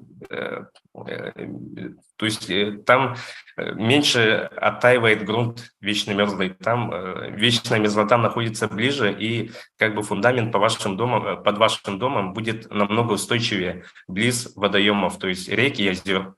А как раз-таки в возвышенных местах, в ровных полях и старых пашнях, например, у нас, где в основном строимся, да, в Сатали и в сторону Хатасов, например, там сухие ровные места, и уже в некоторых моментах вы могли заметить то, что уже идут трещины. Трещины – это говорит о том, что уже вода вся испарилась, и как раз-таки эти трещины, они начинают передавать внешнюю температуру, то есть летом, они сильно начинают действовать на вечную мерзлоту. И поэтому хочу отметить то, что не надо бояться близ находящихся около вашего участка водоемов. То есть достаточно просто отметить, то есть поставить дом на безопасном расстоянии, чтобы вода, то есть от осадков, не доставала ваш дом. И этого достаточно. И как бы то, что вода находится близ вашего дома, это не говорит о том, что у вас там что-то сдвинется, и то есть основание поведет в будущем себя плохо. Так, и далее будем переходить на отсыпку участка. Следующий слайд включите, 39-й. Так, в качестве основания мы используем исключительно гравелистый грунт, больше всем известный как кельдямский красный песок. Все используют, то есть всем известный. Он зарекомендовал себя тоже в ходе практики, многолетней практики, как очень с очень хорошим физико-механическими свойствами обладает. У него очень высокая плотность, быстрая уплотняемость, и он менее подвержен водонасыщению и, то есть, перепадам температур. Если даже, допустим, он впитает воду, и потом эта вода от нее испарится, он свои несущие способности не теряет, в отличие от обычных песков, там речных и мелкозернистых песков. Поэтому мы исключительно рекомендуем всем то есть под основание фундамента ложить обязательно кильдямский песок. Вот так вот. Так, дальше. После завоза песка мы выходим на участок непосредственно и механизированно уже начинаем планировку. То есть выставляем выноску и по отметкам уже максимально разравниваем участок. И вот этот момент тоже очень важен, потому что я видел, как некоторые частные люди, они сыпят, завозят кильдямский песок и просто разравнивают на глаз, но не понимая того, что каждый сантиметр, то есть если вы будете заливать монолитно весь свой фундамент, то вот эти пару сантиметров погрешности, то есть неровности, перепад высот, они очень сильно играют на момент расхода бетона. Потому что если вы криво отсыпете основание, то вам придется компенсировать вот эти вот перепады высот количеством бетона. Потому что дом вы все равно криво не поставите, и вот на этих пару сантиметров, 5, даже 4 сантиметров, при большой площади заливки там играет, то есть очень большие объемы могут происходить. Поэтому мы обязательно проводим нивелированную съемку, то есть все максимально ровно подготавливается участок под будущий фундамент. Так, далее включите следующий 41-й. Далее, после подготовки фундамента, то есть после уплотнения его виперплитой, мы уже начинаем собирать опалубку. Опалубка у нас деревянная, и изнутри опалубки обязательно тоже крепим полиэтиленовой пленкой, чтобы вода, то есть бетон не терял способность свою, то есть не терял свою влагу, и как бы при оптимальном количестве, необходимом количестве влаги, у него физико-механические свойства тоже улучшаются. Если вода быстро утекает до того, как все произойдет химический процесс, поэтому если она утекает, то тоже бетон начинает, то есть застывает очень хрупким. Поэтому мы вот обязательно с внутренней стороны опалубки обшиваем полиэтиленовой пленкой. И дальше начинается вязка арматуры, то есть арматура, следующий слайд, 42-й. Арматуру мы используем тоже согласно нормативным, действующим нормативам, то есть это СП-45, актуализированная версия СНИПа 87 года, еще старого. Так, здесь вы видите то, что используется арматура 16-го, основная несущая арматура горизонтальная, используется 16-го диаметра, 4 штуки вдоль, и все это армируется, то есть связывается хомутом 8-миллиметровым. Так, и на угловых частях мы тоже обязательно, вот тоже здесь некоторые моменты есть, частники, когда заливают, они не, то есть вот вспомогательный Г-образную арматуру они не связывают, то есть не ложат, а как раз-таки вот эта арматура, она очень хорошо влияет на, то есть на моменты перепада, то есть если где-то чуть-чуть выпучит, у вас ваш фундамент, он хорошо, то есть на изгибы хорошо начинает работать, если вот такие вот Г-образные связи прикладывать в угловых моментах. Так, еще что еще? Так, и после связки арматуры, если у вас черные полы, то обязательно тоже должны быть продухи на фундаменте, и заранее уже продухи вот эти вот, как вы видите на 43-м слайде, лежат, то есть со 110-й трубы мы уже прокладываем заранее продухи, чтобы все было вот как сказать, ну, мы заранее подготавливаем продухи, прикладываем укладкой 110-й трубы, то есть отверстие под продухи, чтобы было, и потом уже заливается бетон. Вот в следующем 44-м слайде вы можете увидеть продухи в фундаменте.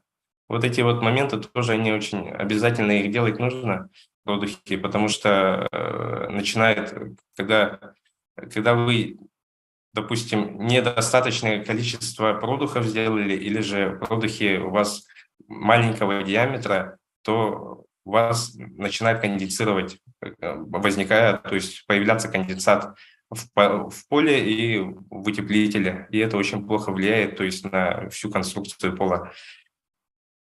Вот, и вот эти вот моменты, они обязательные. Так, далее 45-й слайд. Так, и вот здесь вот на вашем экране, здесь вот подготовка к заливке монолитного фундамента, то есть полностью. И как вы видите, как же вот Иван Петрович рассказал нам немного, еще раз повторюсь, то, что то есть после укладки, после застывания ленточного фундамента укладываем первый слой из лиственницы, первую обвязку, первый круг, и как раз-таки вот этот момент, он играет, ну, исключает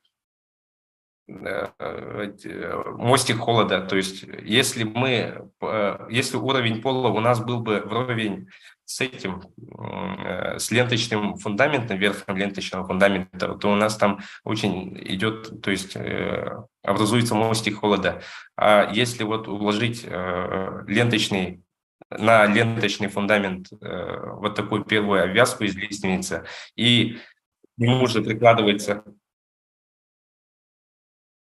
Tohti Иглевинда? Ага. Если вот так сделать, то есть тогда мы исключаем мостик холода. То есть уже между первой обвязкой и ленточным фундаментом у нас, то есть уже холодный воздух и теплый воздух как бы уже перестают циркулировать. Поэтому очень важный момент тоже это тоже достигли по многочисленным пробам и ошибкам. То есть вот такой фундамент именно такого вида, он зарекомендовал себя как очень теплый пол. И вот как бы также укладывается, чтобы монолитный фундамент, то есть внутри который заливаем, чтобы не контактировал с деревом, вот с первой обвязкой, там вокруг стен укладывается, то есть фиксируется демпферная лента. Она служит тем, что то есть бетон не напрямую воздействует, то есть прямого контакта мокрого бетона, то есть нет с деревом, уже с элементом стены. Поэтому это тоже важный момент, его нужно тоже учитывать в будущем, как бы вот так вот. Ну, на этом, наверное, очень быстро рассказал. И, переходим к вопросам.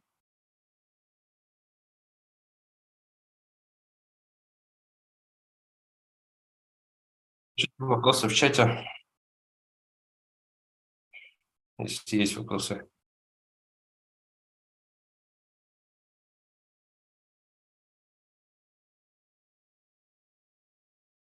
Шопедин, Туэптер.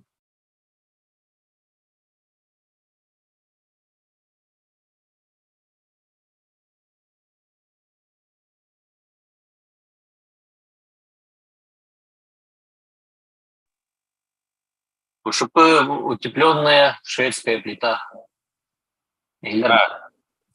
Ага. А то буманнык болағына тоқ болады. Бұдан Üçüdük рекомендацияларды бәтін әлбәқ елгі уже хастағылы уже командық мосталары көтан кәлді бит, онна харам остаттағар бұтан бәтін үшүдік көддерер. Именно теплопроводная кине более онна кытанах монолитный, онна тугабох. Зазордыра мостикке холода ағаяқ болар бұмандық тоққа ұшыбыға монолитный стяжқа.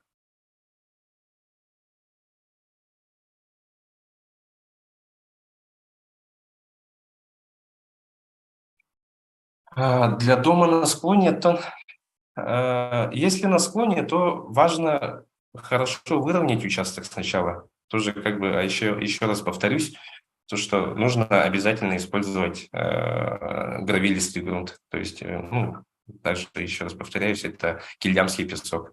То есть еще хорошо уплотнить его и как бы уже можно поставить.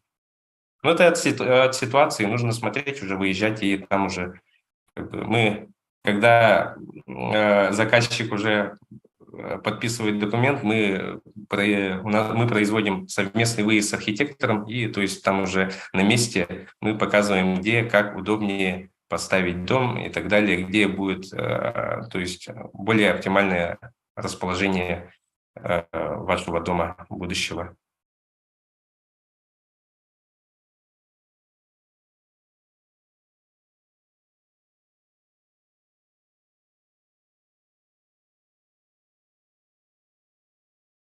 Оклад в марте ложить не целесообразно, ну, то есть, как сказать, это небезопасно, потому что в марте у нас еще температура, среднесуточная температура, это еще в минусах, поэтому лучше начинать укладку, то есть бетона, ну, вообще бетонные работы производить с мая месяца, то есть когда уже температура, среднесуточная температура будет плюсовая. Ну, конечно, это тоже можно, то есть укрыть бетон, поставить пушку тоже, ну, как бы отдельно можно рассчитать, но это уже будет добавка к стоимости. То есть обязательно нужно будет прогревать бетон, чтобы он хорошо, то есть схватился. Еще вопросы есть?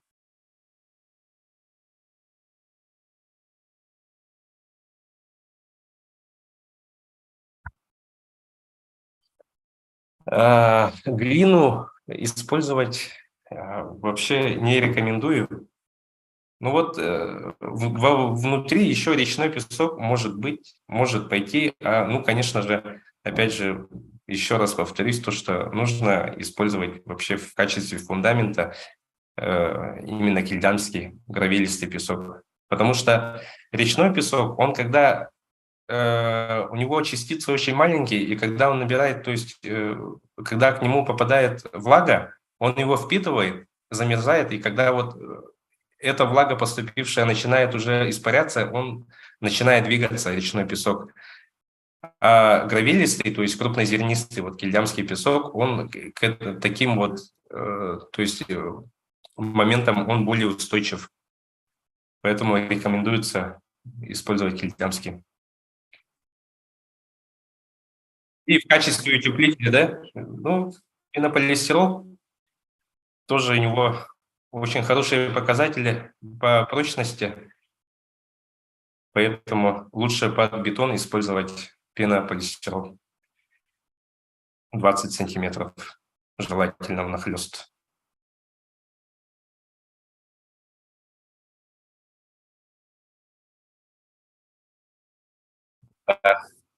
И да, по всем вопросам, то есть по вопросам фундамента, выбора участков, можете обратиться подойти, записаться в наш офис, всех проконсультируем, съездим, посмотрим, выберем вам участок и полностью сопроводим вас до конца вашей стройки дома мечты. Все. Адрес Амосова 8, 5-й этаж. Там уже увидите по баннерам и направлениям, где находится наш офис. Ага. И в 2 ГИСе тоже можно, там тоже отмечено все. В 2 ГИСе тоже есть. Можете адрес там точно найти.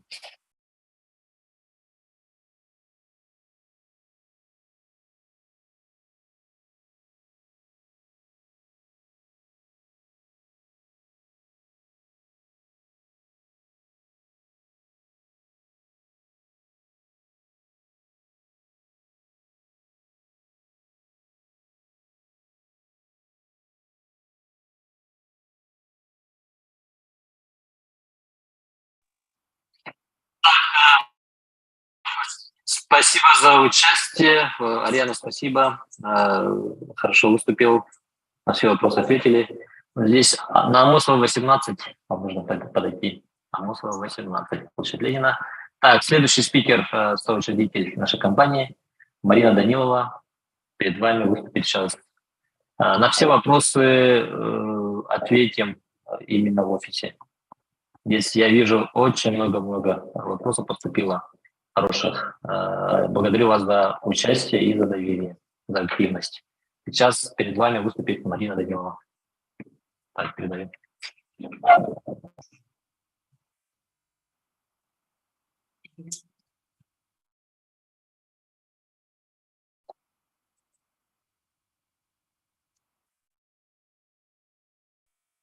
Всем привет. Всем привет, слышно, да?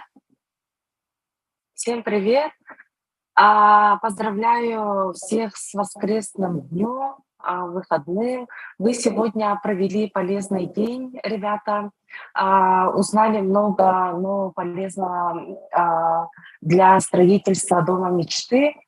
Сегодня мы на вебинаре с вами прослушали руководителя строительной компании «Шишкин дом» Данила Ивана Петровича, да, по каркасным домам. Мы в прошлом году построили 3 каркасных дома в стиле барнхаус, да, который сейчас очень модный в Москве, во всех регионах России строят барнхаусы. Поэтому мы следуем за модой, за новыми технологиями и внедряем постепенно на рынок Якутска. Да? В общем, также мы в прошлом году начали строительство каменного дома, каменный барнхаус, и можем предложить вам экскурсии, ребята. Можете посмотреть наши каркасные барнхаусы, походить внутри, пощупать, потрогать, примериться, качество посмотреть. Также вы можете прийти с экскурсией в наш каменный барнхаус. Мы его завершили, и сейчас проводим внутреннюю отделку, да. Будет очень красиво, дизайнерски. Мы стараемся клиенту, как сказать, подобрать, клиент, вернее, подбирает ламинат, кафель, все по своему вкусу. Межкомнатные двери по своему вкусу, да, подбирает, входную двери по своему вкусу, сантехнику по своему вкусу выбирает, и наши девочки, архитекторы, делают вам проект дома 3D-визуал, да. Что там может быть в проекте? В проекте мы сначала выезжаем на участок, смотрим стороны света, где у нас север, юг, запад, восток, смотрим, где, как у нас расположены соседи, и по строительным нормам и правилам, допустим, если 2 деревянных строения, у соседа за забором через 3 метра деревянное строение, то по строительным нормам и правилам вы должны отойти от соседнего дома на 15-16 метров, да, по пожарной безопасности. То есть сосед построил в 3 метрах, вы чуть подальше в глубине, либо в середине участка. Значит, расстояние между деревянными домами 15-16 метров по строительным нормам. Если у вашего соседа за забором стоит каменный дом, то между каменным и деревянным домом по строительным нормам и правилам 10-11 метров. Да? Если вы планируете каменный дом, и за забором стоит каменный дом у соседа, у вас тоже каменный, разрешается расстояние между соседями, между каменными домами по строительным нормам и правилам 6 метров. Да? Также по жилым домам есть расстояние, которое нужно выдержать. Да? Допустим, надворный туалет вы должны устанавливать в 25 метрах, да, по санитарным нормам, 25 метрах. Септик вы должны устанавливать не ближе 5 метров, не ближе 5 метров к дому. Почему? Потому что радиус оттайки грунта от септика 5 метров. Почему? Потому что в септик у вас вливается горячая вода.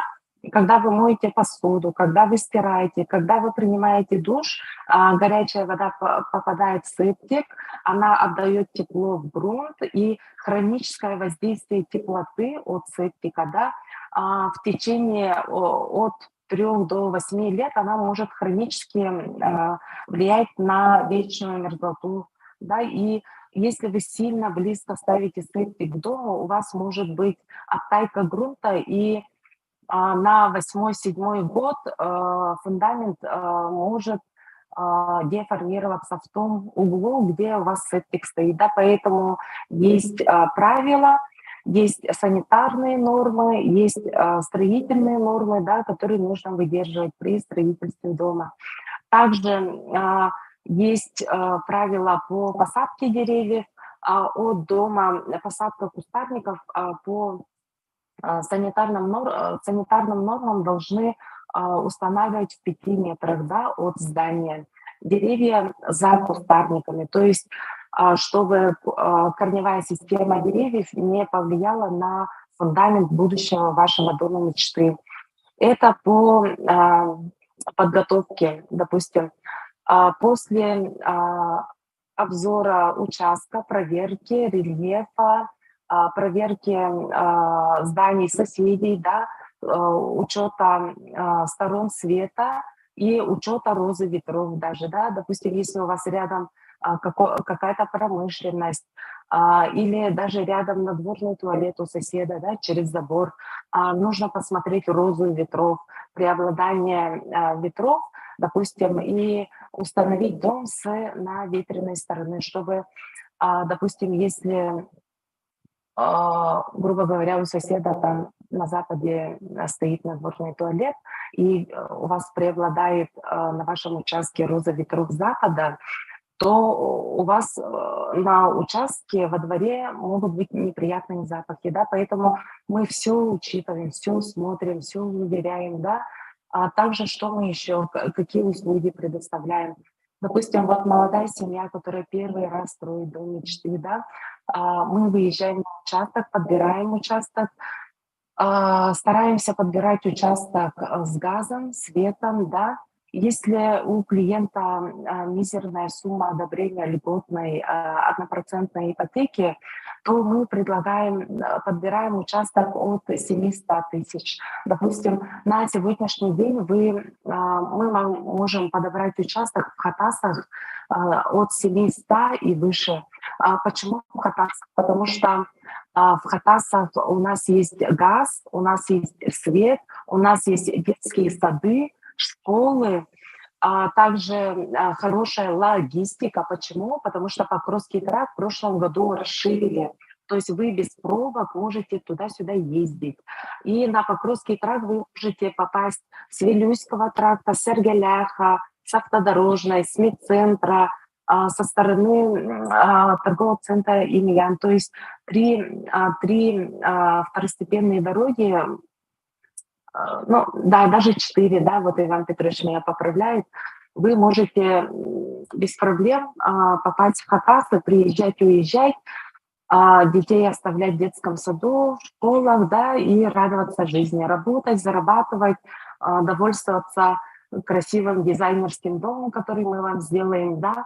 У нас архитекторы проекты домов делают с 3D-визуалом, то есть там будет у вас расстановка мебели, там у вас будет схема электрики, схема водоснабжения, водоотведения, там у вас будут спальни и окна. Прямо мы по расстановке мебели выверяем все расстояния. Если кровать 2-метровая, мы можем подвинуть окно, чтобы на голову просто не дуло, да, человеку. Для этого мы делаем расстановку мебели. Чтобы, допустим, если мы просто схему сделаем, обычный квадрат, и внутри сделали помещение, запланировали, да, а потом уже и расстановку мебели не сделали, просто вам схему и отправили. Так неправильно будет.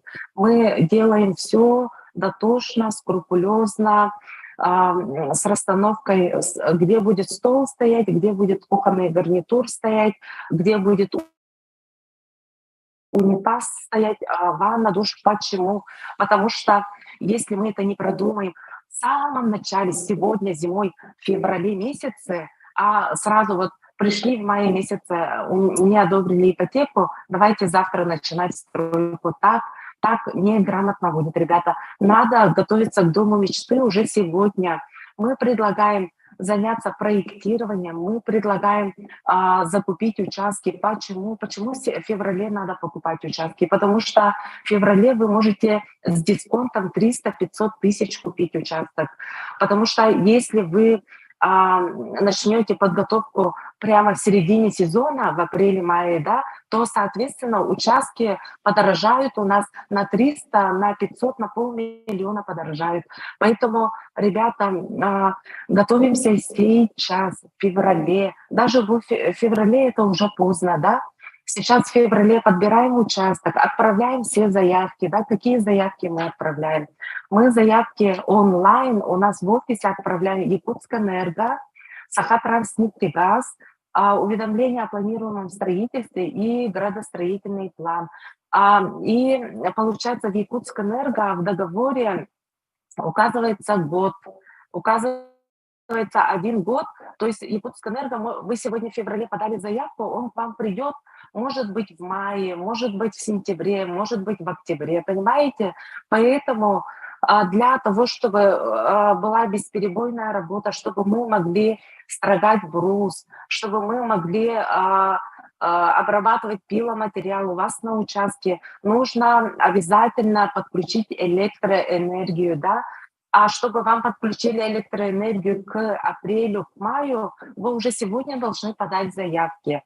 Если вы не знаете, как подавать заявки онлайн, куда писать, куда нажимать, вы можете подойти к нам в офис на площадь Ленина, Амосова, 18, 5-й этаж, 504-й кабинет, и наш короткий номер 25 88 88, да, мы вам поможем онлайн заявку отправить в Якутскэнерго, да, потом заявку отправить в Сахатранснефтегаз. Почему?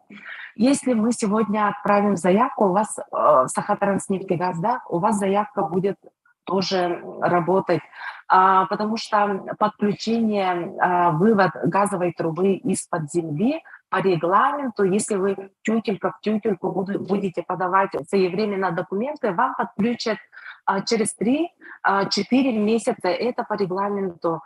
Между ними есть выходные дни, между ними есть праздничные дни календаря, поэтому вот в Сахатранснефтегазе, если вы сегодня подаете заявку, 10 дней у вас техусловия делается, взяли техусловия с окна Сахатранснефтегаза, подаете техусловия, отдаете газпроектанту, газпроектант у вас делает газпроект от 3 до 5 рабочих дней, забираете газпроект у газмонтажника, отдаете в Сахатранснефтегаз на согласование, тоже занимает 10-15 рабочих дней.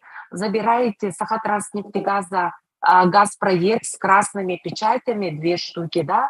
Далее, что к вам приезжает монтажник на участок, да, делает монтаж газовой трубы с улицы до гаража, с гаража до дома, если вы планируете газовую плиту, да, поэтому Сахатранснефтегаз на сегодняшний день у нас монополисты, весь город сидит в очереди в Сахатранснефтегазе, да, поэтому в очереди сидят от 6 до 8 месяцев ребята. И в договоре в Сахатранснефтегазе указано 130 рабочих дней рассмотрения, да, то есть вывод газовой трубы. Это только вывод газовой трубы. 130 дней в договоре по регламенту. И считаем 130 дней, делим на 30, это 4 месяца.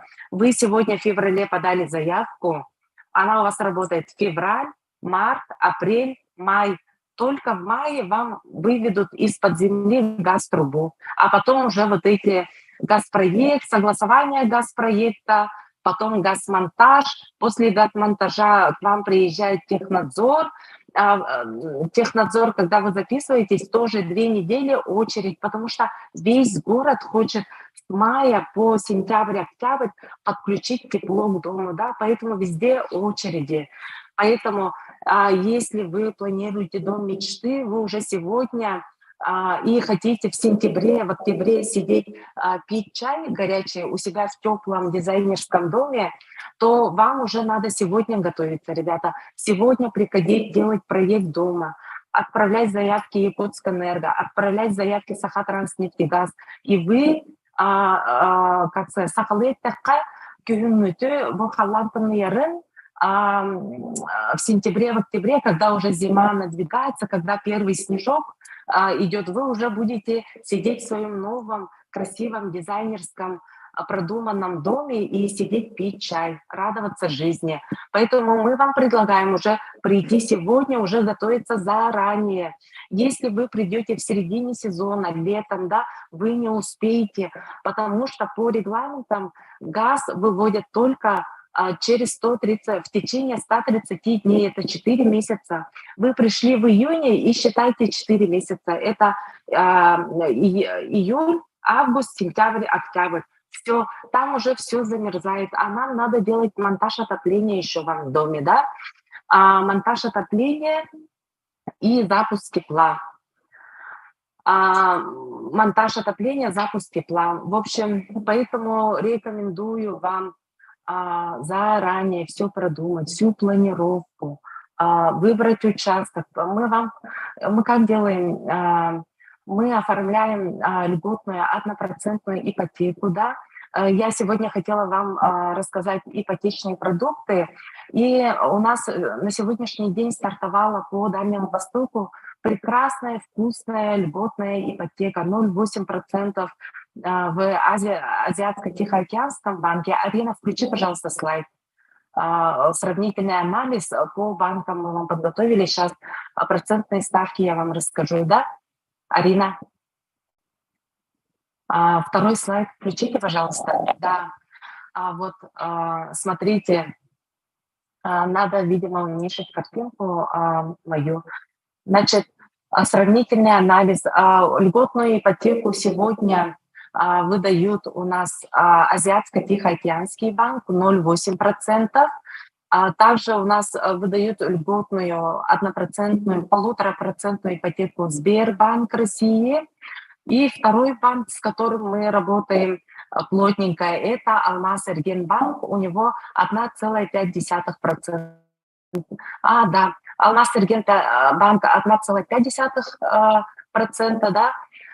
Сбербанк 1,3%, а Азиатско-Тихоокеанский банк 0,8%. Да?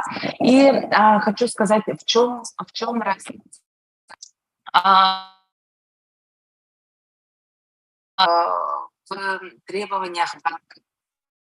Азиатско-Тихоокеанский банк, он выдает на 0,8% ипотеку при условии, что вы даете иной залоговый объект в каменном фонде. Да? Вот в этом отличие. Сейчас я вам отличие расскажу. Значит, он дает 0,8%, если вы в залог отдали каменный дом. Сбербанк, у него 1,3%. Он просит либо залог, либо поручительство. Да? Вы все уже, наверное, знаете, что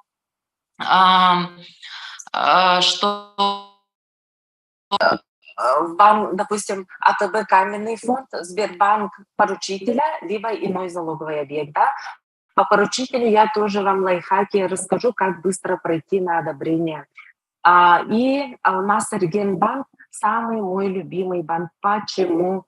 Потому что он прямо человечный банк, я хочу сказать. Он не просит ни поручителя, ни залогодателя. Сахалы балачеттака, тимедана атахтавакыт, семья сама самостоятельно подает ипотеку льготную, да, 1,5%, и третьи лица не приглашают поучаствовать в его строительстве. Если Сбербанк сам себя так, безопасно себе обеспечит, он просит либо третье лицо поручительства, да, Сбербанк, либо просит иной залоговый объект. да, иной залоговый объект может быть в каменном фонде, может быть в деревянном фонде. Оглин Каратакатахтыр Сбербанк, но Сбербанк Китрейвая, он всем подряд раздает 6 миллионов ипотеку. Первичное одобрение, потом глубокая проверка, когда он проверил, что у человека где-то кредитная карта, где-то он телевизор взял в кредит, шубу взял в кредит или еще что-то, на глубокой проверке он сначала 6 миллионов одобрения дает, а на глубокой проверке он может прямо в середине сделки урезать сумму, да? Банк. Самый мой любимый банк — это у нас Регенбанк, наш региональный, республиканский. Не надо иной залоговый объект, не нужно. Не надо поручителя, да. Поэтому я очень люблю Алмаз Регенбанк. Киели человечный живой банк, всем рекомендую одобрение получать через Алмаз Регенбанк. Да? А если у вас, допустим, есть, как сказать, лишняя недвижимость в каменном фонде, в деревянном фонде, вы его можете без проблем отдать в залог, то, пожалуйста, конечно. И там какие нюансы могут быть? Допустим, когда вы отдаете в залог недвижимость, и у вас там прописаны несовершеннолетние дети, то вам нужно получать справку с опеки, да, что у детей есть другое место жительства, что это не единственное ваше жилье, и тогда опека разрешает в залог отдать банку, да, вот этот единственный дом. Ну, не единственный, а второй, там, третий по счету дом, да. Поэтому Сбербанк, возможно, если вы пройдете через Сбербанк, пока вы там документы на залоговый объект соберете. Какие документы надо собирать на залоговый объект? Это выписка ЕВРН на квартиру, это документы основания на квартиру, да. Что такое документы основания? Это договор купли старый, это правоустанавливающий, либо договор дарения, договор по наследству вам передали, да, квартиру, вот эти документы нужны. Потом нужны документы, справка формы 3 о количестве прописанных, да, в этом доме, паспорта собственников и так далее. И также оценку недвижимости нужно заказать. Вот, Оглин, эти Сбербанк. Если, допустим, у вас нет лишней недвижимости, то Сбербанк просит поручителя, да. Вот я хочу рассказать историю, как я помогла однокласснику, и у нас была такая история вот с поручителем.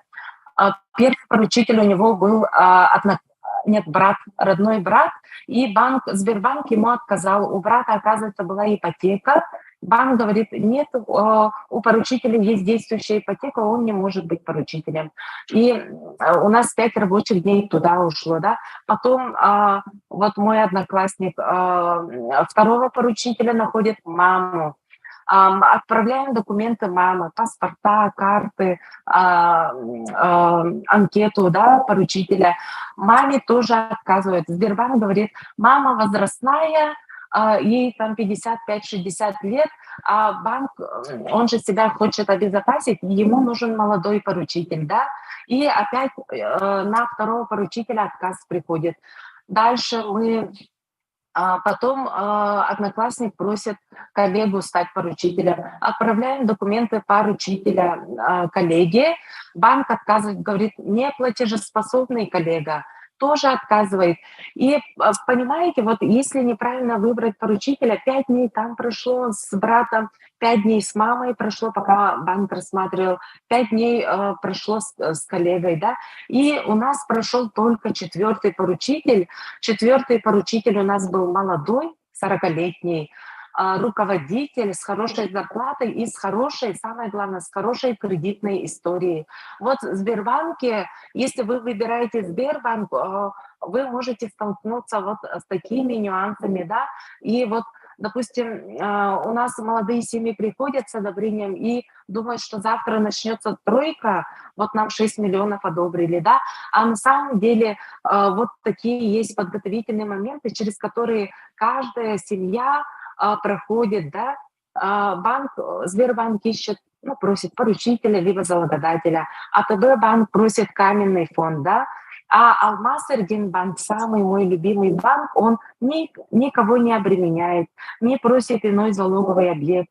молодая семья сама самостоятельно проходит на одобрение, и все, мы им подбираем участок, делаем классный проект дома с 3D-визуалом, да, и вплоть до елочной гирлянды, где у вас будет стоять елка, где у вас будет выключатель от гирлянды, да, где у вас будет рабочий стол, где у вас будет компьютер и где у вас будут выходы на интернет, подключить интернет, роутер, принтер, телефон. В общем, все розетки предусматриваем. Мы с вами по проекту работаем неделю-две, все тщательно проговариваем, сколько спален, сколько розеток, какая техника будет стоять на кухне, посудомоечная машина, микроволновка, холодильник, где будет стоять стиральная машина, где будет бойлер для подогрева воды. Везде мы предусматриваем выключатели, включатели, розетки, да, количество розеток, количество насосов, где будет стоять газ-котел, да. Допустим, если вы планируете еще один лайфхак. Если вы планируете газ-котел ставить в гараже, когда вы подаете заявку в Сахатранснефтегаз, обязательно надо писать в заявлении, мы планируем подключение газа в жилом доме, через запятую обязательно гараж указать. Если вы в заявлении указали только жилой дом, все, вы в гараже уже не можете ставить. Вам надо обратно заново подавать на тех условиях, которые 10 рабочих дней делаются. Это вот, если вы в середине лета начнете, осенью, вот драгоценные 10 дней туда уйдут, на вот эту запятую с записью, через запятую гараж. Поэтому, когда подаете заявки, обязательно жилой дом, запятая гараж.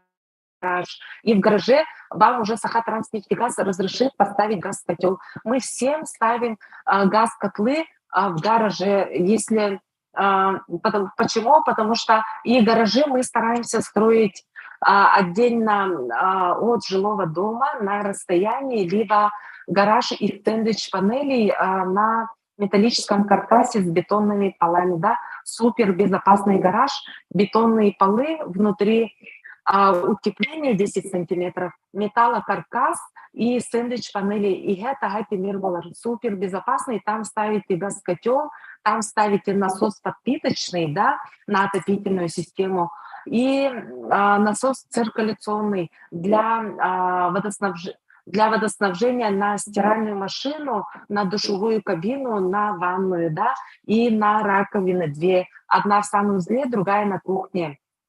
Вот. Поэтому все предусматриваем, где будет выходить труба, где будет заходить труба. Стараемся делать запланировать трубу, чтобы она по прямой линии выходила из дома в гараж, из дома к септику. Почему? Потому что у нас минус 50, минус 40, да, градусов. Если вы трубу очень... в этих углах идет промерзание. То есть в углах промерзание, и вам прямо дискомфорт будет в минус 50 выходить эту трубу отогревать. Да? Поэтому мы все предусматриваем по прямой линии, можем с греющим кабелем сделать утепление, сделать теплотрассу, да, и так далее. В общем, все по вашему вкусу. Приходите с примерным планом, с Пинтереста, можете с интернета заскриншотить, прийти и сказать: я хочу вот такой дом. Мы вам этот дом дорабатываем, расстановку мебели делаем, схему электрики, схему отопления, схему водоснабжения, схему водоотведения. Вот так. Следующий слайд, Арина, пожалуйста. Так, следующий слайд. Следующий слайд. По перечню документов. Как ипотека для учителей, какие условия. Арина, пожалуйста, следующий слайд включите кто-нибудь. Ага, так, перечень документов. Вот учителя спрашивают, врачи спрашивают, да. Я считаю, что у нас сегодня ситуация нестабильная, непонятная, и, возможно, льготная ипотека увеличится, процентная ставка, либо ее укоротят, упразднят. Может, деньги будут течь рекой куда-нибудь на такие вот эти мобилизационные дела и льготную ипотеку отменят, да, поэтому я предлагаю запрыгивать на 0,8, 1,5, 1,3% льготную ипотеку и себе строить дом мечты. Почему? Потому что недвижимость всегда растет в цене. Вы сегодня построитесь на 6 миллионов, через год ваш дом будет стоить 7 миллионов, через 2 года ваш дом будет 8 миллионов стоить.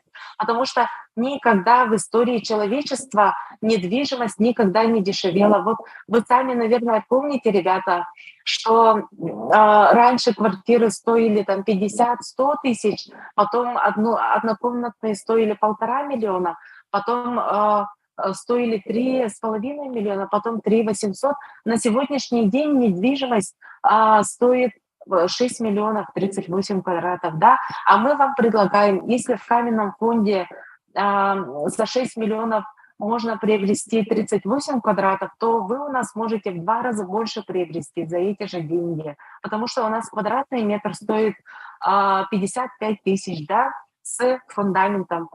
Фундамент 5 тысяч квадратный метр, теплый пол с отоплением, что немаловажно в нашем регионе, 5 тысяч, и дом под ключ с водостоками, с окнами, с дверьми, с ламинатом, кафелем, 50 тысяч квадратный метр.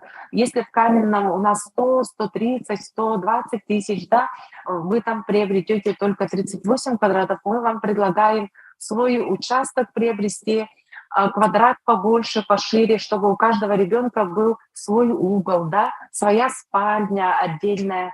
И вы в брусчатом доме спали и оздоравливались в течение 8 часов. Вот 1/3 жизни человек проводит во сне, и когда человек спит в брусчатом доме из хвойных пород дерева, хвойные породы дерева благоприятно влияют на верхние дыхательные пути. Человеку хорошо спится, он спит как младенец, высыпается, оздоравливается, да. Плюс свой участок, дети бегают на своем участке, солнечные воздушные ванны. Допустим, под действием ультрафиолета у ребенка на коже образуется витамин D, антирахитический эффект, да. Солнечные воздушные ванны, ребенок босиком бегает по двору, вы моете посуду и смотрите во двор, да, на песочницу, на свои вот детей, мы можем вам окно сделать во двор, можем туда установить раковину, как в американских домах, да, и вы спокойно готовите, моете посуду, смотрите в окно за детьми, да, ваши дети бегают по двору, под солнцем, оздоравливаются, свежий воздух, бегают, двигаются, да. Нахачу идеально венчана, идея уволен, бахалста калин, балемнянин, чейтаха кастан, оздоравливайтесь. И недвижимость всегда дорожает, никогда не было такого, чтобы она упала. Всегда стройматериалы у нас дорожают. У нас сегодня бензин подорожал, логистика подорожала, да. Брус у нас в начале года стоит дешевле, в середине, в разгар сезона он стоит дороже. Допустим, сегодня он 26, в марте, в апреле он будет 28-30, да, тысяч, на несколько тысяч дорожает. Поэтому если у нас брус дорожает, то мы, соответственно, прайс тоже адаптируем под нынешние цены. Вот почему? Потому что во время ковида у нас были американские горки. Почему? Потому что в январе брус у нас был 17 тысяч, в феврале он стал 22, в мае он стал 25 тысяч, в сентябре он стал 29 тысяч, в декабре, пожалуйста, он 34 тысячи. В январе 17, а в декабре этого же года 34 тысячи. И прямо брус подорожал в 2 раза. Поэтому кто заранее готовится, кто рано встает, кто отправил все заявки сегодня уже в феврале месяце, да, вы будете уже в сентябре, октябре, в августе в своем красивом дизайнерском доме пить чай. В тепле, в светле, уже с мебелью.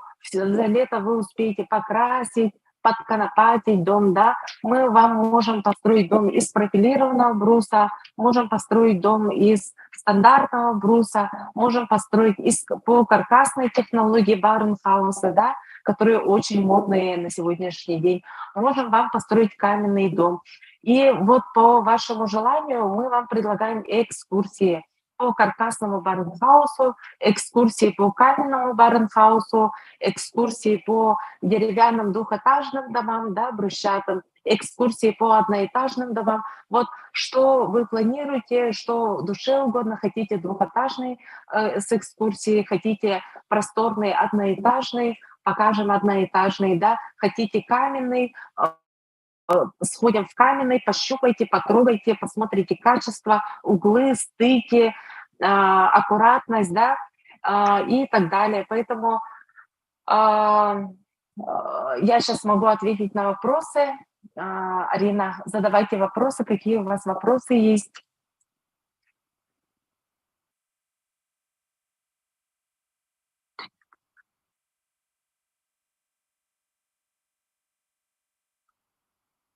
Так, если он предприниматель, да, если он фрилансер.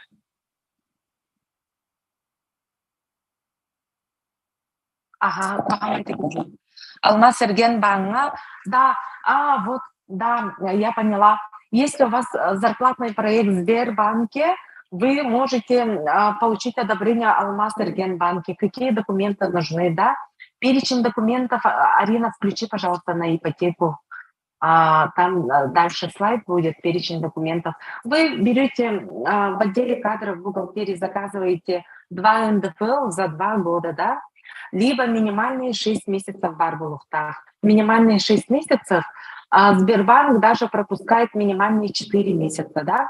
И вот Алмаз Эрген, если у вас зарплата в Сбербанке, для Алмаз Эргенбанка вы собираете 2 НДФЛ за 2 года, минимум за 6 месяцев, копию трудовой книжки, заверенная в отделе кадров, подписанная, работает по настоящее время Денхэт. Дальше паспорта супругов, да, допустим, жены, мужа, свидетельство о браке и свидетельство о рождении детей, сканы. Это все приносите к нам в офис, мы отсканируем и можем отправить сразу в 3 банка, потому что мы аккредитованы во всех банках. Мы работаем с Россельхозбанком, мы работаем с Азиатско-Тихоокеанским банком, мы работаем с Алмаз Эргенбанком, мы работаем с Сбербанком. И скоро начнем работать с банком Дом РФ. Да, тоже аккредитацию проходим. Такой стандартный перечень документов. Перечень документов включите, пожалуйста, Арина. Вот, да, включили, спасибо. Перечень документов на ипотеку. Тут перечень документов на залоговый объект, тоже можете себе заскриншотить, ребята, как шпаргалка будет, да. Залоговый объект – это если вы будете проходить через Сбербанк, либо АТБ банк.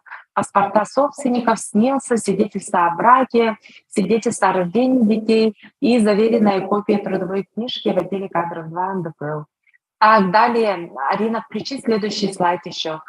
Перечень документов на участок.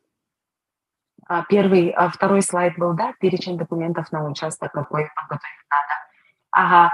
Так, перечень документов на участок – это выписка ЕГРН, да, это уведомление о планируемом строительстве, которое мы вам сделаем в офисе через госуслуги. Там тоже ореховый соус, там надо схему делать, стороны света указать, расстояние от границ участка до дома надо замерить, да, и указать правильно стороны света. То есть если вы заявку неправильно подали, вам через 10 дней придет отказ, и у вас ипотека будет просрачиваться. То есть чтобы вы с наставниками, кураторами быстро пришли к логическому завершению, к дому мечты, да, мы предлагаем вам свои услуги сразу с первого раза получить добро. Получить добро по ипотеке, получить добро по уведомлению о планируемом строительстве, да, правильно, чтобы чтобы вот эти драгоценные 10 дней у вас с пользой прошли. Если неправильно отправите заявку, то все, надо заново подавать, опять 10 дней ждать, а это 10 плюс 10 – это 20 дней драгоценно, почти месяц. Плюс-минус, там между ними выходные, праздники, 23 февраля, День влюбленных, 8 марта или вот такие пироги. А на участок надо оценку обязательно заказать, паспорт, отсканировать выписку ЕГРН. Также мы вам можем сделать подбор участка, сделать договор купли-продажи, сделать предварительный договор купли-продажи, пригласить продавца в офис, в участок, проверить все правоустанавливающие документы, все его документы отсканировать, отправить в банк, да. Потом выписки ЕГРН, когда вы покупаете участок, смотрите особые отметки, да, в особых отметках пишут участок в зоне подтопления, участок при аэродромной зоне, участок в лесоохранной зоне, да. Когда вы покупаете участок, всегда просите у продавца свежую выписку ЕГРН. Свежую выписку, почему? Иногда продавцы хитрят, и со старой была выписка ЕГРН от 2018 года молодой семье дают, а этот участок давным-давно в зоне подтопления, да, или давным-давно в лесоохранной, либо электроохранной, газоохранной, при аэродромной зоне. Поэтому всегда себя надо обезопасить, попросить у продавца свежую выписку, актуальную на сегодняшний день. Если вы вдруг сегодня, завтра покупаете участок, просите выписку ЕГРН от 4 февраля этого года. Законы очень быстро меняются, ребята. Потому что, когда я на прошлом вебинаре тоже рассказывала, вот молодая семья в директ писала, купили участок с рук за наличный расчет, отдали деньги, купили участок, а потом пишут, что делать дальше. Дала задание уведомления о планируемом строительстве сделать и градостроительный план заказать. Сначала градостроительный, а потом уведомление, да. И они сначала купили участок, не проверив. И когда пришел вот этот градплан, участок оказался в зоне подтопления, и все, деньги заморозили. На Покровском тракте с левой стороны она вся в зоне подтопления. Будьте очень аккуратны, когда вы покупаете участок, ребята. Смотрите участки на Покровском тракте справа, о Тасах смотрите, и в Сатале, и в Жатае, да, потому что в Сатале у Дамыргаус-Сыналах там есть газ, свет, а через дорогу от Сатала есть Жатай, микрорайон Молодежный, там тоже есть газ, свет, Ижевск, и там есть новый детский сад. Через дорогу от Сатала, микрорайон Молодежный, да. И еще смотрите, когда подбираете участок, логистику. Допустим, если вы работаете в районе аэропорта, подбирайте себе участок в Мархе, в районе Белого озера, чтобы вам было удобно ездить на работу, удобно было по дороге ребенка в детский сад, в школу отвезти и на работу в аэропорт заехать, если вы работаете в аэропорту. Да? Марха, Белое озеро, Сатал, Жатай, можете в этой стороне смотреть. Если вы работаете в медцентре, смотрите участки Мерзлотовет, Билибино, Сергелях, Покровский тракт, птицефабрика. Вам будет удобно ездить оттуда. Вот. Такие небольшие полезные советы мы можем вам сегодня рассказать. И я, наверное, сейчас передам слово Ивану Петровичу. Мы завершаем вебинар. И, ребята, готовьтесь заранее. Всем спасибо, всех целую, крепко обнимаю. Готовьтесь.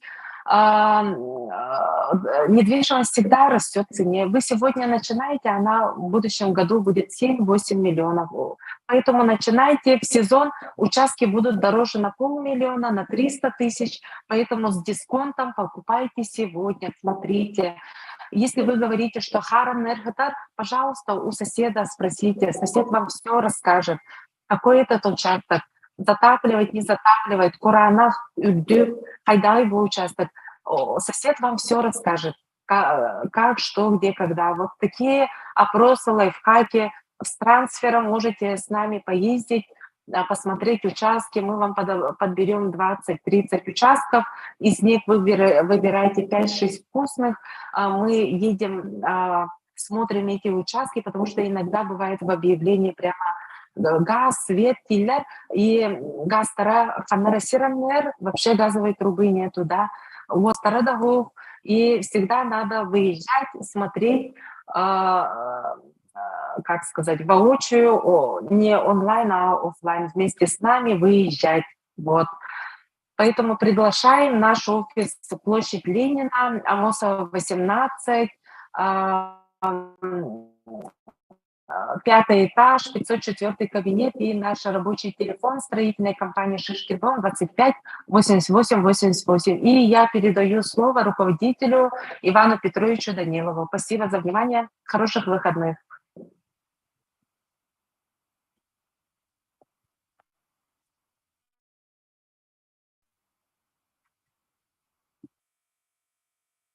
Так, ребята. Так, все видно, слышно. Так, на этом мы завершаем свой вебинар. Перед этим хочу благодарить свою команду экспертов.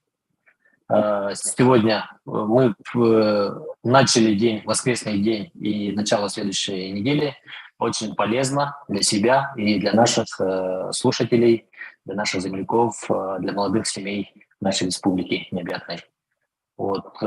Дом строить, дом мечты строить – это, как говорится, не пиджак покупать, не машину покупать.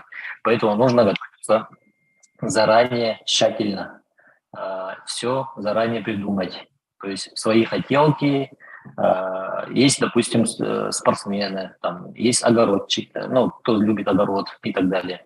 У кого хобби там, ну, поделки там из дерева, из металла, допустим. Для них отдельно, допустим, можем на земельном участке там зонально определить. Вот будет зеленая зона здесь будет мужская зона, здесь зона барбекю, здесь будет игровая зона для детей, ну и так далее. В общем, все эти моменты нужно предусмотреть. Вот, благодарю вас, слушателей. Мы всегда стараемся быть для вас полезным. Мы очень ценим вас и дорожим именно отношением с вами. Всегда будем полезными для вас и благодарим за ваше участие, за вашу активность. И приглашаем еще раз на консультацию, на бесплатную. Там в офисе можете ознакомиться с нашими проектами, готовыми, построенными домами. Можете тщательно узнать свои вопросы-ответы и готовиться к сезону строительному. Вот. Так, так, вот на все вопросы ответы вы получите в офисе. Вот, поэтому еще раз благодарю свою команду, модераторов, Арину, Екатерину за вашу работу, за ваше время. Супер, мы были очень полезны для своих слушателей. Спасибо. До новых встреч. Ребята, не прощаемся, говорим до новых встреч. Спасибо.